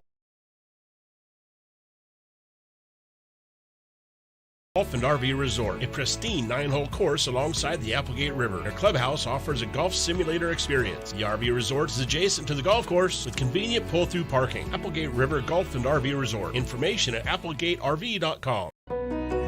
Come fall in love with Northridge Senior Living, where contemporary, sunlit interiors meet old-world elegance. Walk through our lovely hallways and enjoy the fun staff-led activities. Forge lasting friendships with other residents and our exceptional caregivers. Dine in style. Gather near the fireplace under breathtaking chandeliers. Our reasonably priced apartments are spacious with private balconies. Northridge is Christian-owned and operated, pet-friendly, and only 2 blocks from Asante Rogue Regional Medical Center. On-site, in-home care is available. We also offer senior adult daycare, where your loved one can spend the day with us and the evenings with you. Northridge Senior Living, your home. At Kelly's Automotive Service, being good stewards of what God has entrusted to us is at the core of our business. We believe what we do matters. Every interaction, every transaction is another opportunity to bring Christ's values into the marketplace. If you're a technician who wants to be part of something bigger, Or just looking for a new shop to bring your vehicle, we would love to meet you. we're Kelly's Automotive Service, where we service your vehicle but take care of you. Apologetics on major issues so you can know your faith. Watch The John Akerberg Show, weekends on the Dove TV. Encouraging. Good morning. You're tuned to the Dove, encouraging and informative, helping Oregon, Northern California, Idaho, and Nevada start the day with news and encouragement. This is Mornings on the Dove. Well, good morning to you. Happy Monday, Tuesday, Wednesday. Hey, welcome to Mornings on the Dove, where everything goes. Especially on a Wednesday. On a Wednesday. Yeah. We're halfway through the week. Anyway, good morning to you. A lot going on in the news. We'll get that for you. The weather is still the same, at least here in the Pacific Northwest. Mm-hmm. And we do maybe see a little something, maybe, hopefully, prayerfully by the weekend. Yeah. We'll see. Prayerfully, yeah. Yep. And we're putting a lot on March and April to be wet. Yeah, we are. Boy. A lot of pressure on those 2 months. Yeah. And I hope they feel it. Yeah, I hope they do too. Yeah. Anyway, good morning to you. A lot going on. What's up, bud? How you feeling? Good. You know, especially on the eve of the Winter Olympics. Yep. Opening ceremonies on Friday. Actually, first events start today. Really? They're going to start curling today, and they're going to curl all through the Olympics. It never stops. Yeah. It's kind of like cricket, isn't it? I was going to get the first cricket game. Yeah, they start, they never give up. Well, with that in mind, it is National Girls and Women in Sports Day. Need I say anything about this, Perry? Well, what happened with the Olympic Committee? Did they ban all this stuff? Yeah. Okay. Yeah, you can't. Yeah. Okay. And, so we have. I'm a grandpa to. Uh-oh. Oh, you're not on? I'm See, so let me interpret what Jerry's about to say. Check, didn't we? What Jerry's about ready to say here is that he's a grandpa to 93 girls. And 6 of them are girls. Yeah. That's right. Okay. Okay. Come on, man. Get on. There we go. Okay. How's that?